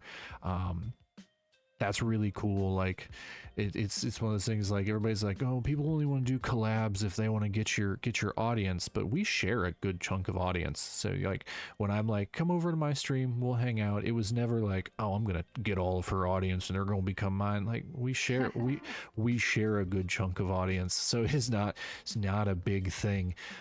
It was more it was more me trying to dig into asking you questions, so some of my audience who isn't familiar with you can figure out who you are, so you can potentially get new followers. So then, and that's I think too many streamers are too focused on trying to gain followers, and it becomes less about, having fun and getting to know each other. My goal is to watch the fall of the main portion managed. Jesus Christ, Bex. I'm sorry. I was saying something positive. I'll get back to the unhinged bullshit. No, I love the positive. I think that's an admirable goal. I mean, and it's like you said before, it's a labor of love, right? There's going to be a little work involved no matter what you do, but as long as you consistently strive to build a positive community with, and consistently have fun instead of like, I've seen popular streamers fall apart at the seams. It is a real ugly picture. So, well, I mean, and I'm not always gonna be positive. Like I said, like I make the jokes about it, but I do have like pretty severe clinical depression. I do have severe anxiety. Like me getting out of my bed every day is a distinctive challenge. Yeah. I try to pull myself together when I get on stream, and sometimes it's harder than others. Like today, I have someone to talk to. It's become fairly easy for that. Chat's been pretty fun today. Bex has come in and just literally talking about burning her industry to the ground. But it's some days are easier than others and some days are more difficult than others, so it's not always going to be a positive thing. But I think you can do positive things with whatever you're given. Well, not whatever you're given, not somebody giving me a weapon and being like, be positive, but I think that there is an outlet for that. And that's another thing, like Iron Mouse and Sea Dog VA, and they try and do some positive things with their outlet. They're not always positive. Sometimes Iron Mouse is grumpy, or she's sick, or she's angry, and that's fine. We're all humans wrapped up inside little waifu avatars, but we do what we can. And so yeah, my goal is to, I would love to do this as a full-time job, and whatever comes with that, whatever come what may. It would be really cool to do deathcore covers. I want to be the first deathcore VTuber. That would be fun. But yeah, just trying to do stuff like that. I think admirable goals. But they are admirable goals. Yeah, I think we both have our heads on crooked, but on enough to kind of do what we need to do. We're not like porcelain made where we can just pop it off. One of these days. Yeah, one of these days I'll have a toggle. But mine aren't as great as the 2Ds, but I have some toggles. Well, they pay people to make theirs. They pay people significant amounts to make theirs. So I am a one-man show. You're a one-woman show? I like one-man show because that's how it goes. Okay. But yes, I was trying to empower you. I'm a one-man show with tits and a vagina. How's that? Does that work? Just, back to unhinged. How am I? It's not up to me to gender you. You do that yourself. I am not the boss of you. Your body is a wonderland, I'm or a man whatever John Mayer said. With tits and a vagina. Okay. That's a fucking hell of a way to wrap up our show, because I assume you have to go. Perfect. Yes. Yeah, I'm gonna do some hygiene shit so I don't feel like a fucking hobo, and then I'm gonna go on to my own stream. Okay. Okay. So we're going to do our quick little outro here. Okay. If for anybody still who's not familiar with me, I will do my intro one more time / outro. Just got off a call in time to hear I'm a man with a vagina. That was that wasn't me, Bex. Yeah, sorry.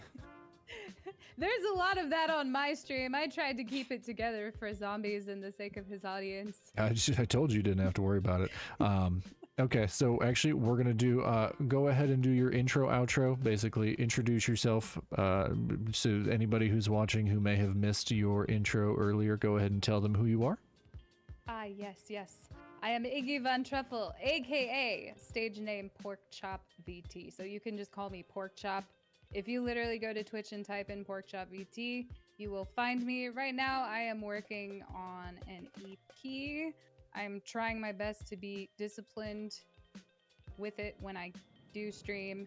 And I like to do art stuff and just chatting stuff and collabs and cozy games.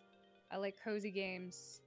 So come for the vibes and stay for the chaos. And yeah, that's pretty much it. Okay, cool. Thank you. All right, and I am Zombie Bait. I am just your average elder emo demon VTuber. I got kicked out of hell for being too mopey. I like playing sim games, horror games. I'm trying to get my you see up in the unhinged. I'm trying to get my talk show going. So if anybody knows any VTubers, PNG tubers, it doesn't matter. Maybe I'll take some IRL tubers. I can jam them in there. I'm really glad you followed too, Buckfoy. He's pretty chill. He's pretty chill. I'm pretty appreciative of the follow. Much love. But yeah, this is why I like to zombie, because I took a chance on some random VTuber on Reddit. She stalked found me. him on Twitter also, and then we connected, and I was like, this dude is actually pretty damn cool. Because I'm old man. Because I make things like this table in front of me. I made it with my bare hands. I made it with my own two hands because I'm a man. I built it out of spite, nicotine, caffeine, and rage. I chiseled it out of rage. But no, I like to. I'm all over the place. My ADHD is not as ADHD as her ADHD. But it is hard for me to finish games, so I jump games quite often. So you never know what I'll be playing. I try and post stuff on my Twitter. I try and post stuff on my YouTube. Oh, my YouTube gets all my VODs. I forgot to put all my images in front of the table. Fuck it. It's fine. It doesn't matter. Well, I'll pop to my. It'll be on my stream over channel if anybody cares. When we go to raid Porcelain Maid, because that's who we're raiding out to. Yeah. We're raiding him. Yeah. Let me just pull up his tab. Yeah. I need to see how this goes. Yeah. It's fine. Oh my God. Yeah. I don't give a shit. Probably gonna just lovingly stay in the background and not say anything. Yeah. I'll raid anybody. I don't give a fuck. As long as he doesn't have his settings turned off to where I can't. That's who we'll raid. But yeah. Someone in his chat just said booba. Oh, because there's booba on the screen. Yeah. Wow, look at that. I don't have it up. I need myself not to glitch out like yours is doing. Oh shit, sorry. It's fine. Well, we're done anyway. It's fine. But yes, this has been the inaugural episode of Unhinged. My guest today, hold on. Before I have to do this, I have to raid message. I've been trying to get better about this, about setting up raid messages. I gotta copy pasta the raid message in. Okay. Chat, there's our raid message. There's our raid message for Porcelain Maid. I have no idea what he's doing. Last time I got raided into it, he was watching gay porn with on YouTube with Jabroni Mike. All the sex was cut out. They were just watching it for the plot and the acting, but it was So hilarious. funny. Um, Well, right now there's a pair of anime titties on screen, so I have no idea what he's doing. that's okay. That's okay. We've got our raid message in there. Feel free to copy paste that in. But yes, my guest today has been Pork Chop VT, or Pork Chop for short. She's glitched out because she opened up a whole bunch of shit on her computer. Sorry. Thank you for having me, Zombie. It has genuinely been fun. No, awesome. Well, tell your other VTuber friends if they want to if they want to check out the VOD, if they think about oh, I'm gonna snooze this ad because I don't need it. If Shortbeck said it was awesome meeting you, Pork Chop. Oh, thank you, Bex. I appreciate that. Yeah, but It was nice to meet you as well. if you know anybody that wants to come on and wants to be a guest, I will do questions with them. And probably, I think the 3-hour format's probably good enough to get to know people. But yeah, thank you so much for being here. I really appreciate it. I too had a good time. Buckfoy, thank you so much for the follow. Bex, thank you so much for the modding. And with that, we are going to, let me get this raid set up real quickly. I've already got my raid message up. Oh, my OBS went off. Somebody followed me. Thanks for the follow. I don't know who that was, but thank you. I had to check and see. It might have been Bex. It's a possibility it was Bex. Oh no, it's okay. Porcelain Maid has a collab on, and that was Bex that followed you. Porcelain Maid is Porcelain Maid is doing a collab with Bonnie Barkswell. That's why you thought there were boobs there. No, there are boobs. Yeah, they're hers. It's not just me. They're hers. Thinking they're boobs. There are boobs. Okay, well, with that, we're gonna go ahead and start this raid. Zombie, I will say goodbye to you here, but it was so nice. Well, thank you for having me on. I'm gonna have to do the opposite because I didn't even get through my questions for you. Oh, of course. I'll just save them for when I interview you. That sounds fantastic. I can't wait. All right. All right. Well, I'll be in for the raid and all that. All right. Well, here we go. I'm going to go ahead and stream over and we're going to raid out. But as per usual, get up there, hand. Get up there. Peace. Let's see under there.